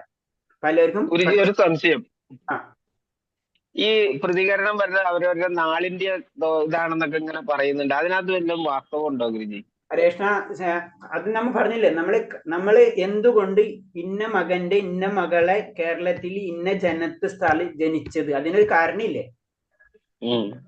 മനസ്സിലായില്ലേ? എല്ലാത്തിനൊരു കാരണമില്ല. ഈ കാരണത്തിന്റെ കാരണമാണ് ഭഗവാൻ. അത്രയും വിചാരിച്ചാൽ മതി. മനസ്സിലായ? മനസ്സിലായി? അപ്പൊ ആ ജാതകതൊക്കെ ലിങ്ക്ഡാണ്. നമ്മൾ അതിന് കർമ്മഫലം. അപ്പൊ നമ്മൾ ആലോചിച്ചേക്ക്, നമ്മളെ ജാതകം തന്നെ ചിന്തിച്ചേക്ക്. നമ്മൾ ജാതകം നോക്കിക്കഴിഞ്ഞാൽ സാധാരണ നമ്മളിപ്പോ എല്ലാവരും 90% ജാതകം വിശ്വസിക്കുന്നവരായിരിക്കും അല്ലെ? ജനറൽ ആയിട്ട് അല്ലെ? 90%, ഒരു 10% ഉണ്ടാവില്ല എന്നൊക്കെ. അപ്പൊ നമ്മൾ എന്താണ്, ആ ജാതകത്തിൽ നമുക്ക് കുറെ കാര്യങ്ങൾ നമ്മൾ സെറ്റായ കാരണം കൊണ്ടല്ലേ നമ്മൾ അത് വിശ്വസിക്കുന്നത്. നമ്മളെ ക്യാപ്റ്റനെ പറ്റി പറഞ്ഞിട്ടുണ്ട് അല്ലെ? എന്ത് തന്നെയായാലും ഒരു കാര്യം ചിന്തിച്ചു നോക്കി, അത് എഴുതിയ ആൾക്കാരെ പറ്റി ഒന്ന് ചിന്തിച്ചു നോക്കിയാ. ഈ പ്രപഞ്ചത്തെ മുഴുവൻ അറിയുന്ന വ്യക്തികളാണ് അത് എഴുതിയിട്ടുണ്ടാവില്ല. അതായത് ഒരു 6 മാസമൊക്കെ ഉള്ളപ്പോഴായിരിക്കും ഇത് എഴുതുന്നതെന്ന് ഓർക്കണം. ഒരാളുടെ ജീവിതം മുഴുവൻ എഴുതുന്നത് 6 മാസമൊക്കെ ഒരു കുഞ്ഞിനെ പറ്റിയിട്ടായിരിക്കും. അതാണ് അതിലും വലിയൊരു അത്ഭുതം. അതല്ല പ്രഭു, അതല്ല, അത് പണിക്കരുന്നല്ല. ആ ഗ്രന്ഥം ഉണ്ടാക്കിയ വ്യക്തിനെ പറ്റി ചിന്തിച്ചു നോക്കും. അത്രയും പ്രഗത്ഭനായിരിക്കും. ആ പ്രപഞ്ച ശക്തികളെ മുഴുവൻ എന്താണെന്ന് അവർക്ക് മനസ്സിലാക്കിയ കാരണം കൊണ്ടാണ് ഇതൊക്കെ ഇങ്ങനെ എഴുതാൻ പറ്റുന്നത് അല്ലെ? പിന്നെ അത് എഴുതുന്ന വ്യക്തികൾ തെറ്റ് സംഭവിക്കാം. ശാസ്ത്രത്തിൽ തെറ്റില്ല, പക്ഷെ എഴുതുന്ന വ്യക്തികൾക്ക് അറിവില്ലായ്മ പല കാര്യങ്ങളും അതിൽ ബന്ധപ്പെട്ടിട്ടാണ് തെറ്റുപറ്റാം. അല്ലെങ്കിൽ അത് ശാസ്ത്രമാണ്. മനസ്സിലായി? അപ്പൊ പ്രഭു പറഞ്ഞ പോലെ നമ്മളെ ക്യാരക്ടറിനൊക്കെ ഇത് ബാധിക്കും. നമ്മളത് ഇതിൽ പഠിച്ചിട്ടുണ്ട്. 17-ാം അധ്യായത്തിൽ നമ്മൾ പഠിക്കുന്നുണ്ട്. വിശ്വാസം തന്നെ രജോ തമ സത്വഗുണങ്ങളിലാക്കി വരുന്നതിന്റെ കാരണങ്ങളടക്കം പറഞ്ഞിട്ടുണ്ട്. നമ്മള് വിശ്വാസം, നമ്മൾ രജോ ഗുണങ്ങളാണെങ്കിൽ അങ്ങനത്തെ ലെവലുള്ള ദേവന്മാരെ സങ്കല്പിക്കും. സാത്വികമാണെങ്കിൽ അങ്ങനെ, തമോ ഗുണമെങ്കിൽ അങ്ങനെ, ഇതൊക്കെ വരുന്നതാണ്. അപ്പൊ ഇതെല്ലാതും കൂടെ ഒരു എല്ലാതും കൂടെ കൂടിയിട്ടുള്ളതാണ് നമ്മൾ. അപ്പൊ നമ്മളെ കർമ്മഫലങ്ങളാണ് നമ്മൾ കിട്ടുന്ന കുലം, നമ്മുടെ സൗന്ദര്യം, നമ്മുടെ വിദ്യാഭ്യാസം, ഇതൊക്കെ നമ്മളെ കർമ്മഫലങ്ങളാണ്. അത് ഭൗതി പഠിച്ചു കഴിഞ്ഞു. അപ്പൊ ഇതൊക്കെ അതിനൊരു ഇന്റർലിങ്ക് ആയിട്ട് നാളെ ആയാലും നമ്മുടെ നമ്മുടെ വേറെ എന്തൊക്കെ ലിങ്ക് ഉണ്ട്. ഇത് ഭൗതികമായിട്ടുള്ള നിയമങ്ങളാണ്, പ്രകൃതി നിയമങ്ങളാണ്. പ്രകൃതിക്ക് നിയമങ്ങൾക്ക് അപ്പുറത്ത് നമുക്ക് കടക്കണം. അതിനു വേണ്ടിയിട്ടുള്ള പരിപാടികളാണ് നമ്മൾ ചെയ്തുകൊണ്ടിരിക്കുന്നത്. അതായത് ഭഗവാന്റെ ലോകം 7 നമ്മ പറയില്ലേ, ഭഗവാന്റെ വൈകുണ്ഠ ലോകത്തിലേക്ക് ജയവിജയന്മാര് നമ്മൾ പറഞ്ഞില്ലേ?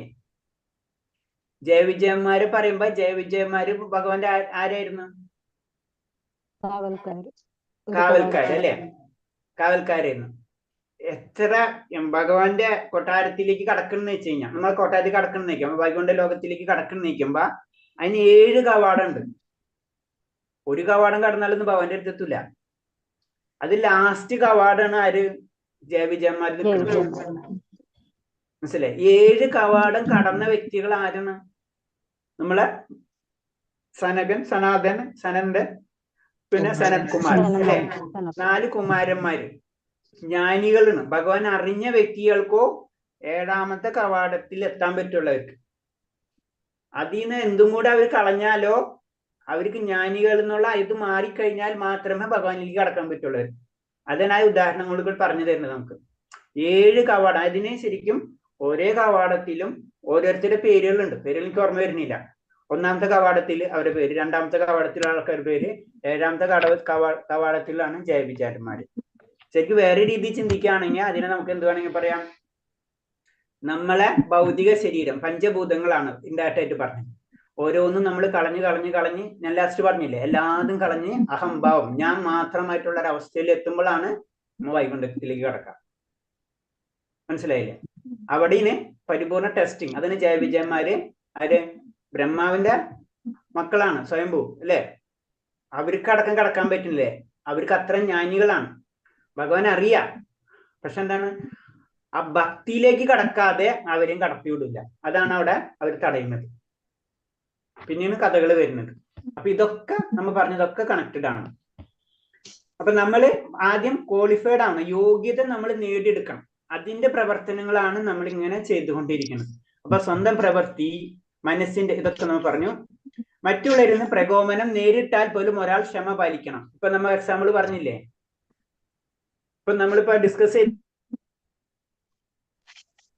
ചെയ്തില്ലേ, നമുക്കൊന്നും ആ ലെവലിൽ എത്തിയിട്ടില്ല നമ്മൾ. അപ്പൊ എന്താണ്, പലരും പല രീതിയിലായിരിക്കും അല്ലെ. അപ്പൊ അത്രയും ലെവലിലേക്ക് വരുമ്പോൾ ഒരു ഭക്തന്റെ അവസ്ഥയിലേക്ക് നമ്മൾ എത്തുള്ളൂ എന്ന് പറയുന്നത്. അതൊക്കെ നമ്മൾ ക്ഷമ, വിനയം, അതേപോലെ തന്നെ കരുണ, ദയ, ഇങ്ങനത്തുള്ള കുറെ 22 ക്വാളിറ്റി ഉണ്ട്. നമ്മൾ ഭഗവത് പഠിച്ചത് 22 എന്റെ ഓർമ്മ. 22 ക്വാളിറ്റികള് നമ്മൾ യോഗ്യത നേടിയാലോ അല്ലെ. നമ്മള് ഒരു എക്സാമിന് എടുക്കുമ്പോ ആദ്യം തന്നെ റിട്ടേൺ എക്സാം ഉണ്ടാവും, പിന്നെ ഇന്റർവ്യൂ ഉണ്ടാവും, പിന്നെ എന്താണ് അവര് വേറെ പല കാര്യങ്ങളൊക്കെ ചെയ്തിട്ടാണ് നമ്മൾ അതിലേക്ക് അഡ്മിഷൻ എടുക്കാം അല്ലെ. എന്നതുപോലെ ഇതെല്ലാതും പാസ്സാവുമ്പോഴോ നമ്മൾ ഭക്തിയിൽ, അതാണ് മുക്തിക്കപ്പുറമാണ് ഭക്തി എന്ന് പറയുന്നത്. മുക്തിയും കഴിഞ്ഞിട്ടാണ് ഭക്തിയിലേക്ക് കടക്കാൻ. അപ്പൊ ഈ ഒക്കെ അവസ്ഥയിൽ കൂടെ നമ്മളിങ്ങനെ കടന്നു പോയിക്കൊണ്ടിരിക്കുകയാണ്. മറ്റുള്ളവരുമായി ഇടപെടുമ്പോൾ കാപട്യം ഒഴിവാക്കണം, സത്യസന്ധത, ഇതൊക്കെ ഇതിൽ വരുന്നതാണ്. നമ്മൾ 4 യമൻ നിയമങ്ങളില് നമ്മൾ ഒരെണ്ണം ഒഴിവാക്കാൻ പറയണത് സത്യസന്ധതയ്ക്ക് വേണ്ടിയാണ്. ചൂതാട്ടം, ഇതൊക്കെ നമ്മൾ എന്താണ്, നമ്മളെ സത്യസന്ധതയെ നശിപ്പിക്കുന്ന പറയണത്.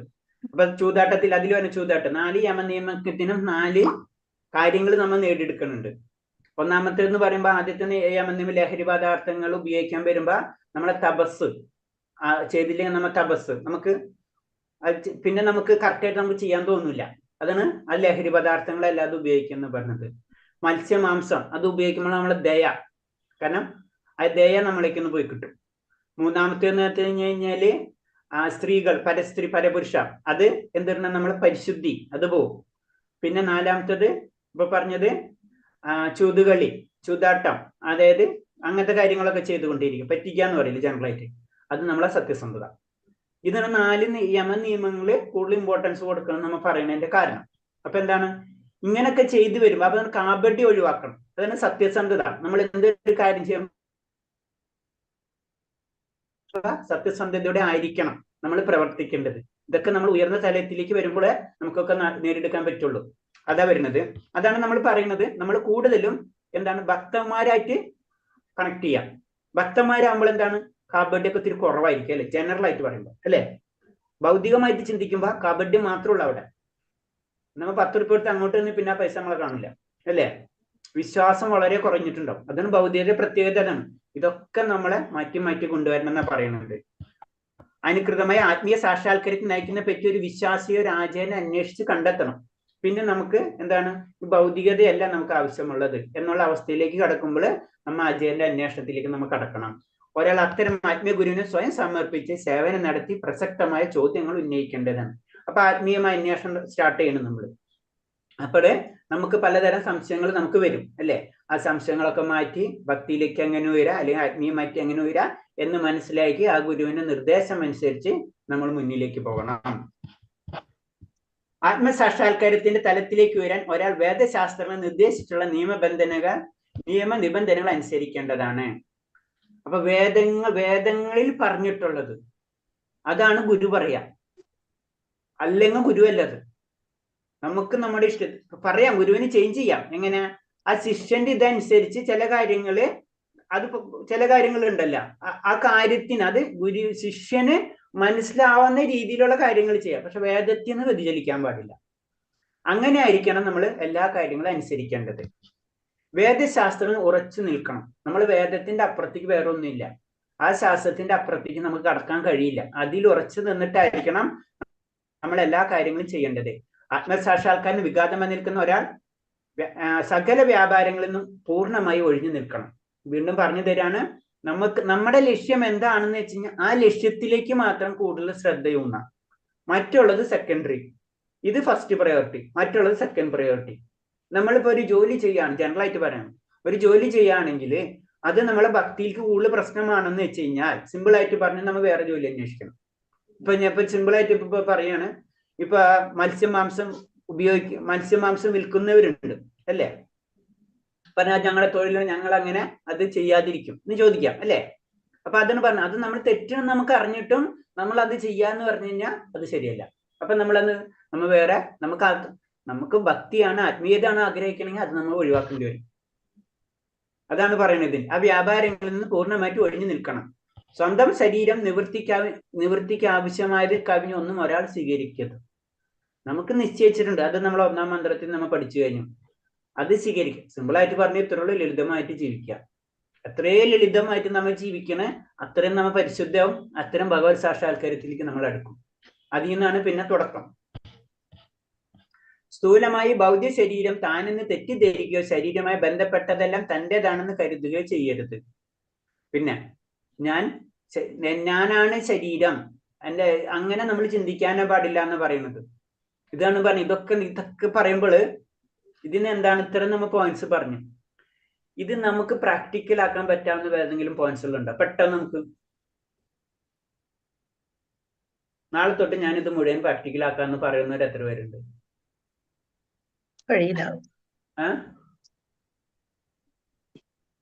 പറ്റുമോ? ശ്രമിക്കാം അല്ലേ? നാളെ തൊട്ട് നമുക്ക് ഇത് പറ്റുമോ?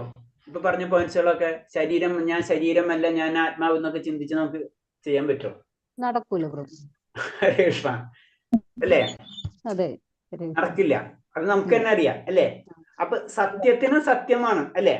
പക്ഷെ എന്താണ്, ഇത് പ്രാക്ടിക്കലാക്കാൻ വളരെ ബുദ്ധിമുട്ടുണ്ട്. അതാണ് ചൈതന്യ പ്രഭു നമ്മളോട് പറഞ്ഞത്. അറ്റ്ലീസ്റ്റ് നമുക്ക് ചെയ്യാൻ പതിതമായ ആത്മാക്കൾക്ക് ചെയ്യാൻ പറ്റാവുന്ന കാര്യം ഇത് മാത്രമേ ഉള്ളൂ.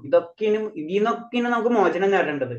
ഇത് നമ്മുടെ ചിന്താഗതി നമുക്ക് നടക്കാൻ വളരെ ബുദ്ധിമുട്ടുള്ള കാര്യങ്ങളാണ്.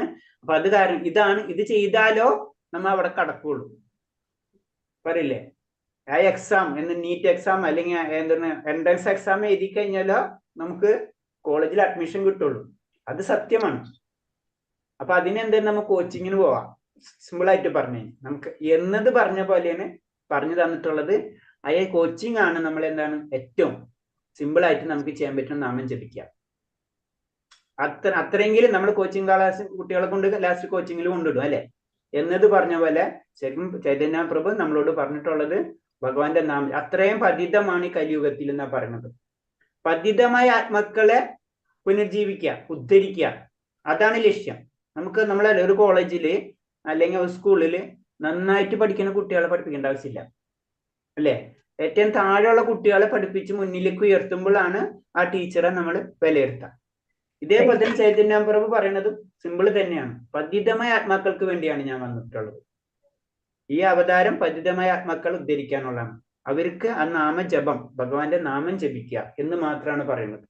പിന്നെ അടുത്ത സ്റ്റെപ്പുകൾ ഉയർന്നു വന്നോളും നമ്മള്. അപ്പൊ ഇതൊക്കെയാണ് നമ്മൾ കടക്കേണ്ടത്. ഭൗതിക ശരീരത്തിൽ നിലനിൽക്കുന്ന കാലത്തോളം പുനർജന്മം, രോഗം, മരണം മുതലായ ഭൗതിക ക്ലേശങ്ങൾ ഒരാൾ അനുഭവിക്കേണ്ടി വരുന്ന എപ്പോഴും ഓർമ്മിക്കേണ്ടതാണ്. പിന്നെ നമുക്ക് ഉപദേശിക്കുകയാണ്, ഈ ഭൗതിക ശരീരം നിലനിൽക്കുന്നതോടൊപ്പം നമ്മളെ ദുഃഖങ്ങളോ സുഖങ്ങളോ നമ്മുടെ ജീവിതം മരണം വരെ മാറില്ല. മരണം കഴിഞ്ഞാലും മാറില്ല, അടുത്ത ജന്മം നമുക്ക് കിട്ടും. അടുത്ത ജന്മത്തിൽ ഇത് തന്നെ. നമ്മൾ വിചാരിക്കും ഈ മരണത്തോട് സാധാരണ എല്ലാവരും പറയലേ, മരിച്ചു കഴിഞ്ഞാൽ എല്ലാം കഴിഞ്ഞു, മരിച്ചു കഴിഞ്ഞാൽ ഒന്നും കഴിയില്ല, മരിച്ചു കഴിഞ്ഞാൽ വീണ്ടും തുടങ്ങുകയാണ് ചെയ്യുന്നത്. അതാണ് പുനർജന്മം. പുനർജന്മം, രോഗം, മരണം. പുനർജന്മം ഒരു തരത്തിൽ ക്ലേശങ്ങളാണ്. കാരണം നമ്മൾ ചെയ്തത് മുഴുവൻ ഇനി റെഡി ആയിട്ട് ഇരിക്കുകയാണ് അടുത്തത് തരാൻ വേണ്ടി. അടുത്തത് വാങ്ങിക്കും, പിന്നെ ആ സഞ്ചി കൊണ്ട് വീണ്ടും നമ്മൾ നടക്കും, അതിൽ കുറെ ഇടും, വീണ്ടും സഞ്ചി കൊണ്ട് നടക്കും. ഈ സഞ്ചിത കർമ്മങ്ങളായിട്ട് നമ്മൾ ഈ ഭൂലോകം ഗോലോകം ഇതൊക്കെ കിടന്ന് ഇങ്ങനെ കറങ്ങിക്കൊണ്ടിരിക്കുകയാണെന്ന് പറയുന്നത്.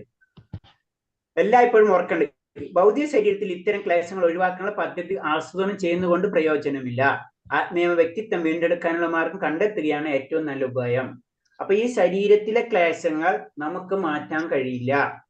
നമുക്ക് ഇന്നൊരു വേറെ സുഖം അല്ലെങ്കിൽ വേറൊരു ദുഃഖം, നാളെ വേറൊരു ദുഃഖം, എല്ലാവർക്കും ഇപ്പൊ നമ്മളിലുള്ളവർക്ക് എല്ലാവർക്കും ദുഃഖവും സുഖവും കൂടി വന്നിട്ടുള്ളതാണ് അല്ലെ. നമുക്ക് ഒരു വ്യക്തിയും ദുഃഖം ആഗ്രഹിക്കുന്നില്ല. ആരെങ്കിലും ദുഃഖം ആഗ്രഹിക്കുന്നവരുണ്ട് ഇതില്? ഇല്ല. ദുഃഖം ഇല്ലാത്തവരാരെങ്കിലും ഉണ്ട് ഇതില്? ജീവിതത്തിൽ ഒരിക്കലും ഒരു ദുഃഖം വന്നിട്ടില്ലാത്ത ആരെങ്കിലും ഉണ്ട് ഇതില്? കാണാൻ വഴിയില്ല പ്രഭുജി. അപ്പൊ ഒരു കാര്യം മനസ്സിലായി, നമ്മ ആഗ്രഹിക്കുന്നത്, നമ്മ പ്രവർത്തിക്കുന്നത് മുഴുവനും ദുഃഖമില്ലാതിരിക്കാനാണ് അല്ലെ. പക്ഷെ നമുക്ക് കിട്ടുന്നതോ തിരിച്ചാണ് അല്ലേ.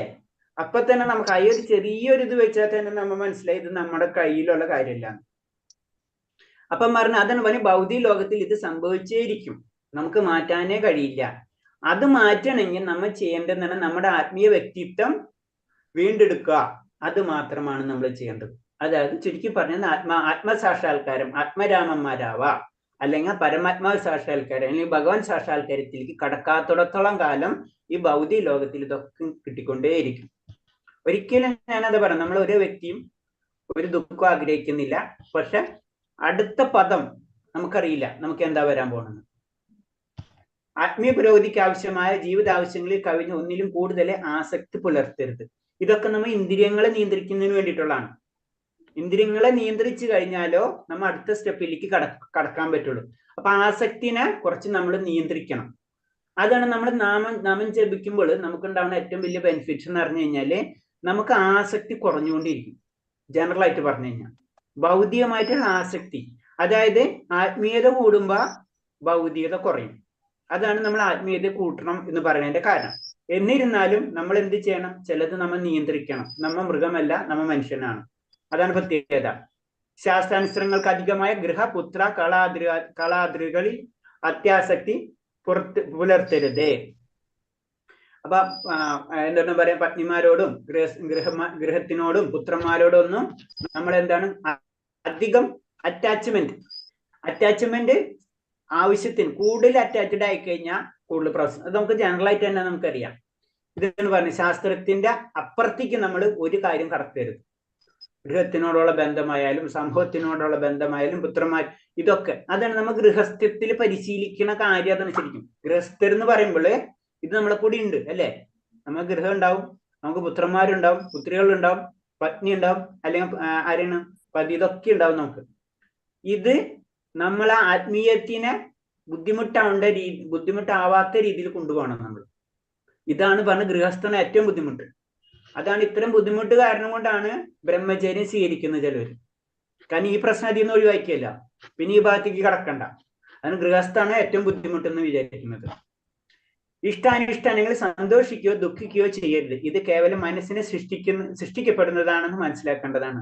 ഈ സുഖം ദുഃഖമൊക്കെ നമ്മുടെ മനസ്സിന്റെ സൃഷ്ടിയാണെന്ന് മനസ്സിലാക്കുക, അല്ലെങ്കിൽ ശരീരത്തിന്റെ സൃഷ്ടിയാണെന്ന് നമ്മൾ മനസ്സിലാക്കണം എന്ന് പറയുന്നത്. പരമപുരുഷനായ ശ്രീകൃഷ്ണന്റെ അചഞ്ചലമായ ഭക്തനായി തീരുകയും അവിടുത്തെ ഭക്തി സേവനത്തിൽ ശ്രദ്ധയുള്ളവനായി തീരുകയും വേണം. അപ്പൊ അടുത്ത സ്റ്റെപ്പ് വീണ്ടും പറഞ്ഞ് നമ്മളോട് ഇങ്ങനെ ഓരോന്നോരോന്നായിട്ട് പറഞ്ഞു തരാണ് അല്ലെ. യോഗ്യതകളൊക്കെ പറഞ്ഞു തന്നു. അത് കഴിഞ്ഞിട്ട് എസ്റ്റിമേറ്റ് എന്താ പറയുന്നത്? കാരണം ഭഗവാൻ ശ്രീകൃഷ്ണനിൽ അടിയുറച്ചുള്ളൊരു ഭക്തനായി തീരുക, അതിനു വേണ്ടി പ്രവർത്തിക്കുക. ആത്മീയ സംസ്കാരം വളരുന്നതിന് അനുകൂലമായ ശാന്തമായ ചുറ്റുപാടിൽ ഏകാന്തയും അഭിരുചിയും ഭക്തന്മാരല്ലാത്ത ജനങ്ങൾ തിങ്ങിപ്പാർക്കുന്ന സ്ഥലങ്ങളുടെ വിപത്രിയും വേണം. അപ്പൊ നമ്മൾ ഉയർത്താൻ വേണ്ടിയിട്ട്, നമുക്ക് ഭക്തി ഉയർത്തണമെങ്കിൽ, ആത്മീയ ജ്ഞാനം ഉയർത്തണമെങ്കിൽ നമ്മൾ ചെയ്യേണ്ട കാര്യങ്ങൾ എന്തൊക്കെയെന്ന് പറഞ്ഞത്, കുറച്ച് ഏകാന്തമായിട്ടുള്ള സ്ഥലങ്ങളിൽ നിൽക്കുക, ജീവിക്കുക, അതിനോട് പൊരുത്തപ്പെടാ. അതേപോലെ തന്നെ ഭക്തരല്ലാത്ത ജനങ്ങൾ, വെറും ഭൗതികവാദികളായിട്ടുള്ള ബന്ധങ്ങൾ കുറച്ച് ദിവസം കുറയ്ക്കുക, ഭക്തരായിട്ടുള്ള ബന്ധങ്ങൾ കൂട്ടുക. അപ്പോൾ എന്താണ് നമ്മുടെ ചിന്താഗതിയും ഒക്കെ മാറും തന്നെത്താണ് അല്ലെ. നമ്മൾ ഭക്തന്മാരായിട്ട് കൂട്ടുകൂടുമ്പോഴും അല്ലാത്ത ഭൗതികമായിട്ടുള്ള ഒരു കൂട്ടുകൂടുമ്പോഴുള്ള വ്യത്യാസം അറിയാം അല്ലെ. നമ്മൾ ചെറിയമ്പോഴായിട്ടുള്ളൊരു മാരേജ് ഫംഗ്ഷന് പോയി കഴിഞ്ഞാൽ നമ്മൾ തന്നെ അറിയാം, ചിലപ്പോൾ നമുക്ക് തന്നെ പോയതെന്ന് അബദ്ധമായി തോന്നുന്നു. കാരണം അങ്ങനത്തെ ലെവലിൽ നമുക്ക് ചിലതും കണക്ട് ചെയ്യാൻ പറ്റില്ല. അപ്പൊ എന്താണ്, ഭക്തന്മാരാകുമ്പോഴും ഭക്തിപരമായിട്ടുള്ള കാര്യങ്ങളായിരിക്കും. അപ്പൊ നമുക്ക് അതാണ് ഇഷ്ടം അല്ലെ. ഏതൊരു വ്യക്തികൾക്കും പല രീതിയിലുള്ള ഇഷ്ടങ്ങൾ ഉണ്ടാവും. അപ്പൊ ഭക്തന്മാർക്ക് എന്താണ് ഭക്തിപരമായിട്ടുള്ള കാര്യങ്ങളായിരിക്കും ഇഷ്ടപ്പെടാം. അപ്പൊ എന്താണ്, നമ്മൾ അങ്ങനത്തെ കാര്യങ്ങളിൽ കൂടുതൽ കണക്ട് ചെയ്യാൻ ശ്രമിക്കുക, മറ്റുള്ള കാര്യങ്ങൾ കുറയ്ക്കുക. അതാണ് പറയുന്നത്. അത് കുറയ്ക്കണം, നമ്മൾ കുറയ്ക്കാതെ നിവർത്തിയില്ല. ആത്മീയ ജ്ഞാനം അനശ്വരമാണെന്നും എന്നാൽ ഭൗതിക ജ്ഞാനം മരണത്തോടെ അവസാനിക്കുന്നുമെന്നതാണ് ഗ്രഹിച്ച് ഒരുവൻ ശാസ്ത്രജ്ഞനോ ശാസ്ത്രജ്ഞനോ തത്വജ്ഞാനിയായി തീരുകയും ആത്മജ്ഞാനത്തിൽ ഗവേഷണം നടത്തുകയും ചെയ്യേണ്ടതാണ്. അപ്പൊ നമ്മൾ ചെയ്യേണ്ടതാണ്, നമുക്ക് നല്ലൊരു മനുഷ്യജന്മം കിട്ടിയിട്ട് നമ്മൾ ചെയ്യേണ്ട കാര്യമാണ് പറയുന്നത്. നമ്മൾ എന്താണ് ആത്മീയ ജ്ഞാനത്തിൽ ഗവേഷണം നടത്താം, ആണ് ഭക്തിപരമായ കാര്യങ്ങളിലേക്ക് മുന്നോട്ട് പോവാം. കാരണം എന്താണ്, അത് അനശ്വരമാണ്. നമുക്കറിയാം ഭക്തി മാത്രം നശിച്ചു പോവില്ല. ഭക്തി എന്താണ്, നമ്മളെ മരണശേഷം മുഴുവനും പോവും അല്ലെ. നമ്മളെ ബാങ്ക് ബാലൻസും പോവും, നമ്മളെ സ്വത്തും പോവും, നമ്മുടെ സൗന്ദര്യം പോവും, എല്ലാ അന്നത്തോട്ട് ഫിനിഷാണ്. പക്ഷെ എന്താണ്, ആത്മീയ ജ്ഞാനം മാത്രം നഷ്ടപ്പെടില്ല. അപ്പൊ എന്താണ്, അതിൽ ഗവേഷണം നടത്താം. അതെന്താണെന്ന് അറിയാം. ഇപ്പൊ നമ്മൾ ജനറൽ ആയിട്ട് പറഞ്ഞല്ലേ, ജിജ്ഞാസു, ജ്ഞാനി.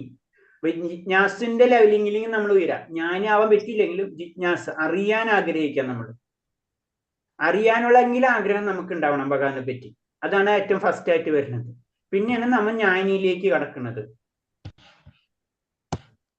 ഈ 18 വസ്തുക്കളും വിജ്ഞാന വികാസത്തിന് അനുക്രമമായി പ്രയോജനപ്പെടുന്നു. ആ 18 കാര്യങ്ങളാണ് പറഞ്ഞത്, 22 അല്ല 18 ഈ 18 വസ്തുക്കളും വിജ്ഞാന വികാസത്തിന് അനുക്രമമായി പ്രയോജനപ്പെടുത്തുന്നു. അതായത് നമ്മൾ പറയും വിനയായാലും ക്ഷമയാണെങ്കിലും ദയയാണെങ്കിലും പിന്നെ അതിനങ്ങനെ 28 സത്യസന്ധത, അതൊക്കെ അതിലാ വരുന്നതാണ്. അതിന് 18 കാര്യങ്ങൾ ഉണ്ടെന്ന് പറഞ്ഞു. ഈ 18 കാര്യങ്ങളും നമ്മൾ ഉപയോഗിക്കണം, അതിനെ പ്രയോജനപ്പെടുത്തണം. നമ്മൾ ഫസ്റ്റ് ഇതിൽ പറഞ്ഞല്ല, നമ്മളെ നമ്മുടെ ശരീരത്തിന് കുറെ പ്രത്യേകതകളുണ്ട്.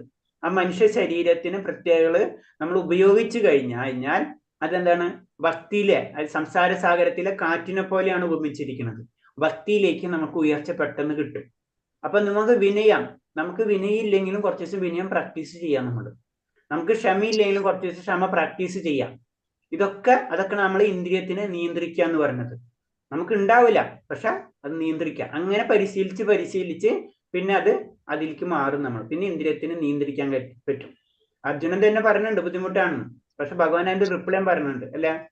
എന്താണ്, അഭ്യാസത്തെ കൗന്ദയാന്ന് ഭഗവാൻ പറയുന്നുണ്ട്. അഭ്യാസം കൊണ്ട് നമുക്ക് നമ്മുടെ ഇന്ദ്രിയങ്ങളെ നിയന്ത്രിക്കാൻ കഴിയുമെന്ന് ഭഗവാൻ പറഞ്ഞു തരുന്നുണ്ട്. ഈ ജ്ഞാന പ്രക്രിയയ്ക്ക് പുറമെയുള്ള മറ്റെല്ലാ രീതിയും അജ്ഞതയിൽ വിവാദത്തിൽപ്പെടുന്നു. ഇതിന്റെ അപ്പുറമുള്ളത്, അതായത് ഈ ജ്ഞാനത്തിന് വിനയത്തിലൂടെയും ഭക്തിയിൽ, അതായത് ക്ഷമയിലൂടെയും, ഇതൊക്കെ എന്താണ് ജ്ഞാനത്തിലേക്കുള്ള വഴിയാണ്. അല്ലാത്തത് എന്തുവോ അത് മുഴുവതും അജ്ഞതയാകുന്നു എന്ന് പറയാണ്. ഭൗതിക ജ്ഞാനത്തിന്റെ വളർച്ചയിൽ ആദ്യ മനുഷ്യൻ കേവലം കഴുതയെ മാറ്റപ്പെടുകയാണ് ചെയ്യുന്നത്. കാരണം നിങ്ങൾ കഴുതനെ വെച്ച് കമ്പയർ ചെയ്യാൻ കാരണം എന്ന് വെച്ച് കഴിഞ്ഞാലേ, കഴുതര എന്ന് വെച്ച് കഴിഞ്ഞാൽ ഒരു പുല്ലിന് വേണ്ടിയാണ് കഴുത ജീവിക്കുന്നത്. അതായത് ഒരു ആളെ യജമാനൻ എന്നെ കൊണ്ട് ഇത്രയും പണിയെടുക്കുമ്പോ ലാസ്റ്റ് എന്തിനു ഓർമ്മ ഇത്ര മാത്രമേ ഉള്ളൂ. കഴുതയ്ക്ക് തൊഴിൽ വയ്ക്കുന്ന പുല്ലിന്റെ ഒന്നും ചിന്തിക്കണില്ല. വൈകിട്ട് വരുമ്പോ കുറച്ച് എനിക്ക് വൈക്കോല് കിട്ടും, അത് മാത്രം ചിന്തിച്ചിട്ടാണ് എന്താണ് കഴുത പോയിക്കൊണ്ടിരിക്കുന്നത്, ജോലി ചെയ്തുകൊണ്ടിരിക്കുന്നത്. കഴുതയ്ക്ക് ഇതറിയണില്ല, ഇതിന്റെ ഒന്നും ആവശ്യമില്ല. തൊട്ടടുത്ത് റോഡ് സൈഡിൽ തന്നെ പുല്ലുണ്ടെന്ന കാര്യം ആ കഴുതയ്ക്ക് അറിയില്ല. അതാണ് മനുഷ്യന്റെ അവസ്ഥ എന്ന് പറയുന്നത്. ആ ആനന്ദത്തിന് വേണ്ടി നമ്മൾ വെറുതെ നമ്മുടെ ജീവിതം അല്ലെങ്കിൽ വളരെയധികം നമ്മൾ കഷ്ടപ്പെട്ടുകൊണ്ടിരിക്കുകയാണ്. ആധുനിക സമൂഹത്തിൽ കേവലം ഒരു ബാലൻ പോലും താൻ സ്വയം പര്യാപ്തനാണെന്ന് ചിന്തിച്ച് മുതിർന്നവരെ ആദരിക്കാത്തവനായി മാറിയിരിക്കുന്നു. ഈ സമൂഹത്തിന്റെ പ്രത്യേകതകൾ പറഞ്ഞുകൊണ്ടിരിക്കുകയാണ്. കാരണം അത്രയും കലിയുഗത്തിന്റെ ഒരേ ദിവസം കൂടുന്തോറും അതിന്റെ പ്രവർത്തനം കൂടി വരും എന്നാണ് പറയുന്നത്. നമ്മുടെ സർവകലാശാലയിൽ നൽകപ്പെടുന്ന തെറ്റായ രീതിയിലുള്ള വിദ്യാഭ്യാസം കാരണം ലോകമെമ്പാടുമുള്ള ആൺകുട്ടികൾ മുതിർന്നവർക്ക് തലവേദനയായിത്തീരുന്നു. ഇത് തന്നെ എഴുതിയത് നമുക്ക് പറയാം. പ്രഭാസ്വാമിയുടെ കാലഘട്ടം എന്ന് പറഞ്ഞാൽ 65-70 ആ ടൈമിലാണ്. അന്ന് തന്നെ പ്രഭാകർ അമേരിക്കൻ സർവകലാശാലയെ പറ്റിയാണ് ഇൻഡയറക്റ്റ് ആയിട്ട് സൂചിപ്പിച്ചിട്ടുള്ളത്. ഇപ്പൊ നമ്മുടെ നാട്ടിലും ഇത് തന്നെയാണ്. ഇപ്പൊ അങ്ങനെ വരുമ്പോൾ സർവകലാശാല അജ്ഞതയുടെ കേന്ദ്രങ്ങൾ മാത്രമാണ്. സാധാരണ ജനങ്ങൾ അജ്ഞാനം പരിപോഷിക്കപ്പെടുന്നത് കൊണ്ട് ലോകത്തിന്റെ വിവിധ ഭാഗങ്ങൾ ദേശീയതയും യുദ്ധോത്സുകതയും വളർന്നു വരുന്നു. അജ്ഞാനം ഭൗതികതയാണ് ഏറ്റവും ഇമ്പോർട്ടൻസ് എന്ന് പഠിപ്പിക്കുമ്പോൾ ഈ ലോകത്തിൽ മുഴുവനും ആ യുദ്ധത്തിന് പരമായിട്ടും ദേശീയത ഒക്കെ ഇങ്ങനെ വെറുതെ വളർന്നു വരികയാണ് ചെയ്യുന്നത്. അപ്രമേയമായ ശൂന്യാകാശത്തെ മറ്റനേകം പദാർത്ഥ പിണ്ഡങ്ങളോടൊപ്പം ഒഴുകി നടക്കുന്ന കേവലം ഒരു പദാർത്ഥ പിണ്ഡം മാത്രമാണ് ഈ ചെറിയ ഭൂലോകമെന്ന് ഒരാളും ഓർക്കുന്നില്ല അല്ലേ. നമ്മളിപ്പോ സയൻസിൽ പഠിച്ചിട്ടുണ്ട്, നമ്മുടെ ഭൂമി, സൂര്യൻ, ശുക്രൻ അങ്ങനെയൊക്കെ പഠിച്ചിട്ടുണ്ട് അല്ലെ. അപ്പൊ അത് അടക്കം നമ്മൾ ഓർമ്മിക്കുന്നില്ല. അതിന്റെ അപ്പുറത്തുള്ള ലോകങ്ങളുണ്ട്. യൂണിവേഴ്സ് എന്ന് വെച്ച് കഴിഞ്ഞാൽ ഗാലക്സീസ് അല്ലേ? ഇത് അതിനൊക്കെ വെച്ച് നോക്കുമ്പോ മിൽക്കി വേ ഗാലക്സി, അതിൽ വെച്ച് നോക്കുമ്പോൾ സൂര്യൻ തന്നെ ഒരു കടുകുമണി ഉള്ളൂ. അപ്പൊ ആ കടുകുമണിയിൽ നമ്മളെ ഭൂമി എന്ന് പറഞ്ഞാൽ ഇത്രേ ഉള്ളൂ. നമ്മുടെ രാജ്യം എത്രയുണ്ട്? നമ്മളെന്താണ്? ഒന്നുമില്ല. അത്ര അടക്കം ചിന്തിക്കുന്നില്ല എന്നാ പറയുന്നത്. ബഹിരാകാശത്തിന്റെ അപാര വിസ്തൃതമായ താരതമ്യം ചെയ്യുമ്പോൾ ഈ ഭൗതിക പിണ്ഡങ്ങളെല്ലാം കണികയ്ക്ക് സമാനമാണ്. അതായത് ബ്രഹ്മാണ്ടത്തെ വെച്ച് നോക്കുമ്പോൾ ഈ എല്ലാതും കണികയ്ക്ക് സമാനമാണ്. ഒരു സെക്കൻഡ് പോലും വേണ്ട. നിരവധി ഗ്രഹങ്ങളിൽ എണ്ണിയാലൊടുങ്ങാത്ത ഗ്രഹ സമുച്ചയങ്ങളുണ്ട്. അതൊക്കെ നമുക്കറിയാം അല്ലെ? പരമപ്രഭുവിന്റെ സൂക്ഷ്മാംശങ്ങളായ നാം ജീവികളാണെങ്കിലും, നാം ചെറിയ ജീവികളാണെങ്കിലും ഈ അളവറ്റ ഗ്രഹങ്ങളെ ആധിപത്യത്തിന് വേണ്ടി ശ്രമിക്കുന്നു. നമ്മൾ എന്താണ് ഇപ്പൊ ഭൂമി കഴിഞ്ഞിട്ട് ഇപ്പൊ ചന്ദ്രനിൽ പോണ്ട്, ഇനി അപ്പുറത്തെപ്പുറം പോകുന്നറിയില്ല. ഇങ്ങനെ നമ്മൾ ആധിപത്യത്തിന് വേണ്ടി ശ്രമിച്ചു കൊണ്ടിരിക്കുന്നു. അതിനാൽ നാം വീണ്ടും വീണ്ടും ജനിക്കുകയും മരിക്കുകയും വാർദ്ധക്യ രോഗാദികളിൽ പീഡിതരാകുകയും ചെയ്യുന്നു. അപ്പൊ ആധിപത്യം എത്രയും നമ്മൾ മുന്നിട്ട് പോണോ അത്രയും കാലം ഭൗതിക അസ്തിത്വം നമ്മൾ പിന്തുടർന്നുകൊണ്ടിരിക്കും. അത് നമ്മളെ ജനന മരണ ചക്രങ്ങളിലേക്ക് കൊണ്ടുപോയിക്കൊണ്ടിരിക്കും. ഇതാ പറയണത്. 30 വർഷം കുറഞ്ഞു വരുന്നുണ്ടെങ്കിലും മനുഷ്യന്റെ ദൈർഘ്യം 100 കൊല്ലമാണെന്ന് കണക്കാക്കപ്പെട്ടിരിക്കുന്നു. ജനറൽ ആയിട്ട് പറയുമ്പോ നമ്മുടെ ആയുസ് 100 വർഷമാണ്. ബ്രഹ്മാവിന്റെ ആയുസ് നമുക്കറിയാലേ 100 വർഷം, 100 വയസ്സാണ്. പക്ഷെ എന്താണ് സത്യത്തിൽ പറഞ്ഞു കഴിഞ്ഞാൽ നമ്മുടെ ആയുസ് കുറഞ്ഞുകൊണ്ടിരിക്കുകയാണ്. അജ്ഞാന സംസ്കാരത്താൽ മൂഢന്മാരായ ഈ പരിമിത കാലത്ത് ഇന്ദ്രിയസ്വം കൂടുതലായി ഫലപ്രദമായി അനുഭവിക്കുന്നതിന് വേണ്ടി ഗ്രഹത്തിനകത്ത് തന്നെ സ്വന്തമായ രാഷ്ട്രങ്ങൾ സ്ഥാപിച്ചിരിക്കുന്നു. പിന്നെന്താണ്, നമുക്ക് വളരെ കുറച്ച് സമയമുള്ള അല്ലേ? നമ്മളൊരു 50 വർഷം മുന്നിലേക്ക് നമുക്കില്ല, അത്രേ ഉള്ളൂ. ജനറൽ ആയിട്ട് ഇപ്പൊ നമുക്ക് നോക്കി കഴിഞ്ഞാൽ അല്ലേ, 50 വർഷം അല്ലെങ്കിൽ 100 വർഷം പിടിച്ചോ. അപ്പൊ 100 വർഷം കഴിഞ്ഞാൽ എന്തായാലും നമ്മളിവിടെ ഉണ്ടാവില്ല. അപ്പൊ വളരെ കുറച്ച് സമയമുള്ളൂ. അതിനുള്ളിൽ എത്ര ഇന്ദ്രിയം ആസ്വദിക്കാം, അത് മാത്രമാണ് ഇപ്പോഴത്തെ ചിന്ത എന്ന് പറയുന്നത്. ഓരോ രാഷ്ട്രവും മറ്റു രാഷ്ട്രങ്ങൾക്ക് ഉത്കണ്ഠയുടെ ഉറവിടമായി മാറും. രാഷ്ട്രങ്ങൾ തമ്മിൽ മാത്രമല്ല മനുഷ്യർ തമ്മിൽ ഇപ്പൊ അങ്ങനെ തന്നെയാണ്. ഒരാൾക്ക് മറ്റുള്ളവരെ പ്രശ്നമാണ് അല്ലെ? അങ്ങോട്ടും ഇങ്ങോട്ടും ഉത്കണ്ഠയാണ്. എനിക്കും ഉത്കണ്ഠയുണ്ട്, അവനും ഉത്കണ്ഠയാണ്. രാഷ്ട്രത്തിന്റെ 50% ശക്തിയും രാജ്യസുരക്ഷ നടപടിക്കും വേണ്ടി നീക്കിവെക്കുകയും അങ്ങനെ പാഴാക്കുകയും ചെയ്യുന്നു. അപ്പൊ അതിനുവേണ്ടി കുറെ സമ്പത്ത് അതിനുവേണ്ടി നശിപ്പിച്ചു കളയാന്ന് പറയുന്നത്. ഇത്തരം തെറ്റായ വിദ്യാഭ്യാസത്തെ പറ്റി ഈശാവാസ്യ ഉപനിഷത്ത് മുന്നറിയിപ്പ് നൽകും. ഭഗവതിയായിട്ട് ശരിയായ ജ്ഞാനം വികസിക്കേണ്ടത് എങ്ങനെയെന്നും പറ്റി നിർദ്ദേശങ്ങൾ നൽകുന്നു. ഇവ രണ്ടും ഈശാവാസ്യ ഉപനിഷത്ത് പറയാണ്. അത് നമുക്കൊരു മുന്നറിയിപ്പാണ് തരുന്നത്. ഭഗവത്ഗീതയും അത് തന്നെയാണ് ഉപദേശിക്കുന്നത്. ഈ മന്ത്രത്തിൽ ധീരനിൽ നിന്ന് ജ്ഞാനം നേടണം എന്ന് സൂചിപ്പിക്കും. മായശക്തിയിൽ അസ്വസ്ഥനാക്കിയ ഒരു വ്യക്തിയാണ് ധീരൻ. അതായത് ഭൗതിയിൽ നിന്ന് മോചനം കിട്ടിയ വ്യക്തി. അപ്പൊ ബ്രഹ്മജ്ഞാനിന്നോ ഭക്തനെന്നൊക്കെ നമുക്ക് പറയാം. ആ വ്യക്തിയിലേക്ക് എന്ന് വേണം നമ്മൾ എന്താണ് ജ്ഞാനം നേടേണ്ടതെന്ന് പറയണം. കാരണം ആ വ്യക്തിക്ക് അറിയാം സത്യം എന്ത് തെറ്റേതെന്ന്. പൂർണ്ണമായ ആത്മീയ ജ്ഞാനം നേടാത്തവർ ധീരനല്ല. ധീരനിൽ ഒന്നിനും വേണ്ടി ആശിക്കുകയോ വിലപിക്കുകയോ ചെയ്യുന്നില്ല.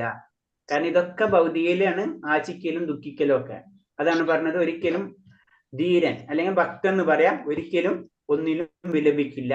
തന്റെ വ്യക്തിത്വത്തിന് അന്യമായ ശരീരവും മനസ്സും ഭൗതിക സമഗ്രത്തിന് വേണ്ടി നേരിടേണ്ടി വന്നതിലാണെന്ന് അയാൾ മനസ്സിലാക്കുന്നു. അപ്പൊ ആ വ്യക്തിക്കറിയാം ഇത് നമ്മൾ ഭൗതിക ലോകത്തിലേക്ക് വന്നു കഴിഞ്ഞാൽ നമ്മ എന്തൊക്കെ പറഞ്ഞു കഴിഞ്ഞാലും നമ്മളെ ദുഃഖം നമ്മളെ കൂടെ തന്നെയുണ്ട്, നമ്മുടെ ഭൗതിക സുഖങ്ങളും നമ്മളെ കൂടെ തന്നെയുണ്ട്. ഇതിന്റെ കൂടെ സഞ്ചരിച്ചു കൊണ്ടിരിക്കുകയാണ്. നമുക്കിത് മാറ്റം വരുത്താൻ കഴിയില്ല. അത് ശരീരത്തിന്റെ പാർട്ട് തന്നെയാണെന്ന് പറയുന്നത്. ഭൗതിക ശരീരം മനസ്സും ആത്മീയ സത്തയ്ക്ക് ആത്മാവ് ബന്ധനങ്ങളുമാണ്. ഇപ്പൊ നമുക്കറിയാം ഇതൊക്കെ ജീവസത്തകൾക്ക് ആത്മീയ ലോകത്തിലാണ്. കുറച്ചു നേരമായി ഇത് ഇങ്ങനെ പറഞ്ഞുകൊണ്ടിരിക്കുമ്പോ അങ്ങോട്ട് സെയിം റിപ്പീറ്റേഷൻ പോലെ തോന്നുന്നുണ്ടാകുന്നുണ്ട് അല്ലെ? ബോറിങ് വരും ഞാൻ ഇങ്ങനെ പറയുമ്പോ. എനിക്ക് ബോറടിക്കുന്നു. അതെ കൃഷ്ണ, എനിക്ക് തോന്നുന്നുണ്ട് ഞാൻ ഇങ്ങനെ പറഞ്ഞുകൊണ്ടിരിക്കുമ്പോഴേ ഇപ്പൊ എന്തായാലും നമുക്ക് ഇന്ന് നിർത്താം. നമുക്ക് ഇന്നിപ്പോ എത്രയും അല്ലെങ്കിൽ ശരിയാവില്ല. 24ാമത്തെ സ്ലൈഡ് ആയിട്ടുണ്ട് ഹരീഷ്ണ. അപ്പൊ ഞാനൊന്ന് ജനറൽ ആയിട്ട് ഇതൊന്ന് റിവ്യൂ ചെയ്യാം. ഇപ്പൊ 10ാമത്തെ മന്ത്രത്തിൽ പറയുന്നത് ഒന്ന് ജ്ഞാനം അജ്ഞാനം. വിദ്യ തന്നെ ഒന്നും കൂടെ പറഞ്ഞു തരുന്നു മാത്രമേ ഉള്ളൂ. ജ്ഞാനം എന്ന് പറയുമ്പോ നമ്മളെ രീതിയിൽ പറയുമ്പോൾ ആത്മീയമായിട്ടുള്ള ജ്ഞാനം അല്ലെങ്കിൽ ഭക്തി സേവനം അല്ലെങ്കിൽ ഭക്തി, അതാണ് ജ്ഞാനം. അതില്ലാത്തത് എന്തോ, ഭക്തി ഇല്ലാത്തത് എന്തോ അതല്ലാതെ അജ്ഞാനമാണ്. എന്ത് കാര്യം ചെയ്താലും അത് അജ്ഞാനത്തിലേക്ക് കൊണ്ടുപോവാം. ഭക്തിപരമായിട്ടുള്ള കാര്യങ്ങൾ, വേദത്തിന്റെ ലക്ഷ്യം നേടാത്ത കാര്യങ്ങൾ എന്ത് ചെയ്യുന്നതോ അതൊക്കെ അജ്ഞാനമാണ്. അതാണ് ഇതിൽ ചുരുക്കി പറയുന്നത്. അപ്പൊ അതിനു വേണ്ടി നമ്മൾക്ക് ഒരു ജ്ഞാനം നേടണമെങ്കിൽ തന്നെ നമുക്ക് കുറച്ച് യോഗ്യതകൾ വേണം. അത് നമ്മൾ ഒരു കോളേജിൽ അഡ്മിഷൻ എടുക്കണമെങ്കിൽ നമ്മൾ +2 പാസ്സായിരിക്കണം, അല്ലെങ്കിൽ 10th പാസ്സായിരിക്കണം, അല്ലെങ്കിൽ അതിന് ഹയർ സ്റ്റഡീസ് ഉണ്ടെങ്കിൽ അത് കോളേജിൽ അത് എക്സാം പാസ്സായിരിക്കണം എന്ന് പറഞ്ഞ പോലെ ഒരു ഭക്തനാവണമെങ്കിൽ, ഒരു ജ്ഞാനിയാവണമെങ്കിൽ, ഒരു ജ്ഞാന സമ്പാദനത്തിന് ചില കാര്യങ്ങൾ നമ്മൾ വളർത്തിയെടുക്കണം. അതാണ് നമ്മൾ ഇന്ദ്രിയങ്ങളെ നമ്മൾ നിയന്ത്രിക്കണം എന്ന് പറയുന്നത്. അപ്പൊ അതിൽ വരുമ്പോഴായാലും ക്ഷമയായാലും, അതേപോലെ തന്നെ വിനയമാണെങ്കിലും, അതേപോലെ തന്നെ അഹിംസ, ഇതൊക്കെ ഇതിൽ വരുന്നതാണ്. അതിന് 18 തരം യോഗ്യതകൾ നമ്മൾ നേടിയിരിക്കണം. അതൊറ്റയ്ക്ക് നമുക്ക് നേടാൻ പറ്റില്ല. ഇതാണ് സത്യം. ഇതാണ് നമ്മളോട് പറഞ്ഞു തരുന്നത്. ഇത് നമുക്ക് ഇപ്പോഴത്തെ രീതിയിൽ പ്രാക്ടിക്കൽ ആകില്ല, അതും നമുക്കറിയാം. അപ്പൊ അതിനു വേണ്ടിയാണ് ശരിക്കും വേദങ്ങളിൽ പല കാണ്ഡങ്ങളായി തിരിച്ചിരുന്നത്. ജ്ഞാനകാന്ഡം, ഉപാസനകാന്ഡം, അതേപോലെ തന്നെ കർമ്മകാന്ഡം. അപ്പൊ ഓരോ സെക്ഷനിലും ഓരോരുത്തർക്ക് വേണ്ടി മാറ്റി വെച്ചിട്ടുള്ള പോലെയാണ്. നമുക്ക് എന്താണ് ഭൗതിക ആസ്വാദനവും വേണം, ഭഗവാനും വേണം. അപ്പൊ അതിന്റെ കാര്യങ്ങൾ അതിൽ പറഞ്ഞിട്ടുണ്ട്. അങ്ങനെ പറഞ്ഞ് ലാസ്റ്റ് എന്ത് ഭഗവാനിലെ ഉപാസന കാണ്ഡത്തിലെ ലാസ്റ്റ് ഭഗവാനിലേക്ക് എത്തേണ്ട രീതിയിലാണ് കാര്യങ്ങൾ പറഞ്ഞിട്ടുള്ളത്. അതും ചെയ്യാൻ പറ്റാത്ത അവസ്ഥയിലാണ് നമ്മുടെ ഇപ്പോഴത്തെ അവസ്ഥ.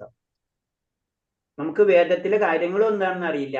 അപ്പോഴാണ് ചൈതന്യ മഹാപ്രഭു പറഞ്ഞിട്ടുള്ളത്, അറ്റ്ലീസ്റ്റ് ഒന്നും പറഞ്ഞ് ചെയ്യാൻ പറ്റില്ലെങ്കിൽ ഭഗവാന്റെ നാമെങ്കിലും നമ്മൾ ജപിക്കും. കാരണം നമ്മൾ ഇപ്പോഴത്തെ അവസ്ഥ ICUലാണ്. അപ്പൊ ബാക്കിയുള്ളത് ഇപ്പൊ ICU എടുക്കുന്ന ഒരു വ്യക്തിക്ക് ഒരിക്കലും എന്താണ് പറയാ, നമ്മൾ കഴിക്കണ നല്ല ഭക്ഷണ പദാർത്ഥങ്ങൾ കൊണ്ട് കഴിക്കാൻ പറ്റില്ല. നമുക്കറിയാം നല്ലതാണ്, ആപ്പിൾ കഴിച്ചാൽ നല്ലതെന്ന് നമുക്കറിയാം. ആപ്പിൾ കൊണ്ട് ICU എടുക്കുന്ന ആ വ്യക്തിക്ക് കൊടുക്കാൻ പറ്റില്ല. ICUയിൽ തന്നെ ഓക്സിജൻ ആണ് കൊടുക്കുന്നത്. ഈ അവസ്ഥയാണ് നമ്മളെ അവസ്ഥ. അതാണ് നമ്മളിപ്പോ പറയുന്നത് നമ്മുടെ നാമജപം. ആപ്പിൾ നല്ല തന്നെയാണ്, സംശയമൊന്നുമില്ല, കഴിക്കാം. പക്ഷെ കഴിക്കേണ്ട ഒരു അവസ്ഥയിലേക്ക് നമ്മളെ ശരീരം നമ്മൾ ഡെവലപ്പ് ചെയ്തെടുക്കണം. അതാണ് നമ്മൾ ഇന്ദ്രിയങ്ങളെ നമ്മൾ നിയന്ത്രിച്ച് നമ്മൾ ആ ലെവലിലേക്ക് കൊണ്ടുവരണം എന്ന് പറഞ്ഞു. അതിന് 18 ഗുണങ്ങൾ നമ്മൾ ആർജിച്ചാലോ നമുക്ക് അടുത്ത ലെവലിലേക്ക് നമുക്ക് കടക്കാൻ കഴിയുള്ളൂ എന്ന് പറയുന്നു. ഹരേഷ്, ഇതാണ് അതിനെപ്പറ്റി ഒന്നും കൂടെ നമുക്ക് മനസ്സിലാക്കാൻ വേണ്ടി പല കാര്യങ്ങളും ഡീറ്റെയിൽ ആയിട്ട് പറഞ്ഞു മാത്രമേ ഉള്ളൂ. ഹരേഷ്ണ, ഇത്തരം പറഞ്ഞില്ല, എന്തെങ്കിലും സംശയം ഉണ്ടോ? ഇത് കേൾക്കുമ്പോ നമുക്ക് എന്താ തോന്നുന്നത്? എന്താ ക്ലാസ് ഹരേഷ്ണ?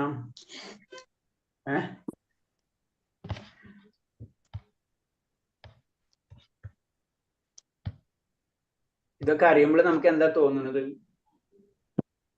രമേഷ് പ്രഭു,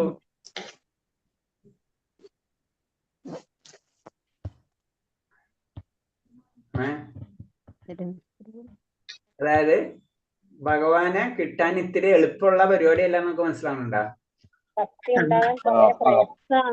നല്ല ബുദ്ധിമുട്ടുണ്ട് പ്രഭുജി, നല്ല ബുദ്ധിമുട്ടുണ്ട്.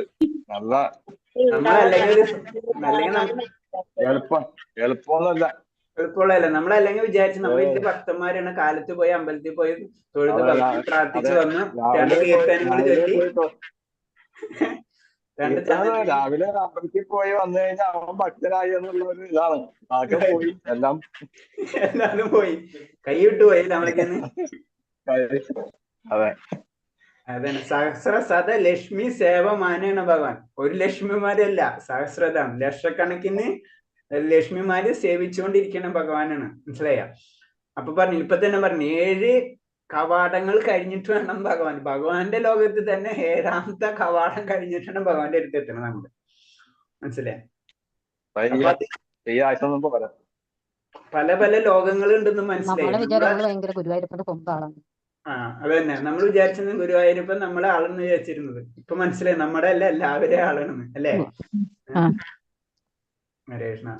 അപ്പൊ അങ്ങനത്തെ കാര്യം ഭക്തി എന്ന് പറയുമ്പോ നമ്മൾ ചിന്തിക്കുന്നതല്ല എന്ന് പറഞ്ഞു. പല തലങ്ങളുണ്ടെന്ന് നമുക്ക് മനസ്സിലായി. അല്ലെ? നമുക്ക് ദേവലോകത്തിലേക്ക് പോവാം, പല പല അനവധി ലോകങ്ങളുണ്ട്. പല പല ലോകങ്ങളിലേക്ക് നമുക്ക് കടക്കാം.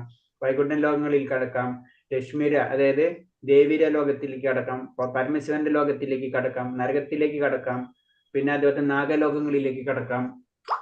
അങ്ങനെ പല പല വഴികളാണ്. സിദ്ധന്മാരാവാം, മുക്തി കിട്ടാം. നമുക്ക് പല വെറൈറ്റിയാണ്. 12th ആണ്ട് പാസ്സായി കഴിഞ്ഞാൽ പിന്നെ ഞങ്ങള് പല പല കോഴ്സുകളാണ് നമുക്ക്. കൃഷ്ണ, മനസ്സിലായ? നമ്മൾ സെലക്ട് ചെയ്യണമെന്ന് മാത്രം. അതിന്റെ ബേസിലാണ് നമ്മളെ നമ്മുടെ കരിയർ ഡെവലപ്പ് ആവണം അല്ലേ എന്നതുപോലെയാണ് ഇതും. പക്ഷെ 12th പാസ് ആവാനാണ് നമ്മളത് ബേസിക് ആയിട്ടുള്ള കുറെ കാര്യങ്ങൾ നമ്മൾ ചെയ്യണം. ഹരേഷ്ണ. അപ്പൊ പ്രഭുജി നമ്മള് നാമം ജപിച്ചാൽ മതി എന്ന് പറയുമ്പോഴും അപ്പൊ ഒരല്ലോ നാമം അങ്ങനെ ആവുമ്പോ ജപിക്കണം പറഞ്ഞില്ലേ നമ്മള് ഹരേ കൃഷ്ണ പ്രഭുജി ആ 12th എത്തണമെങ്കിൽ നമ്മൾ 10th കഴിയണ്ടേ? 10th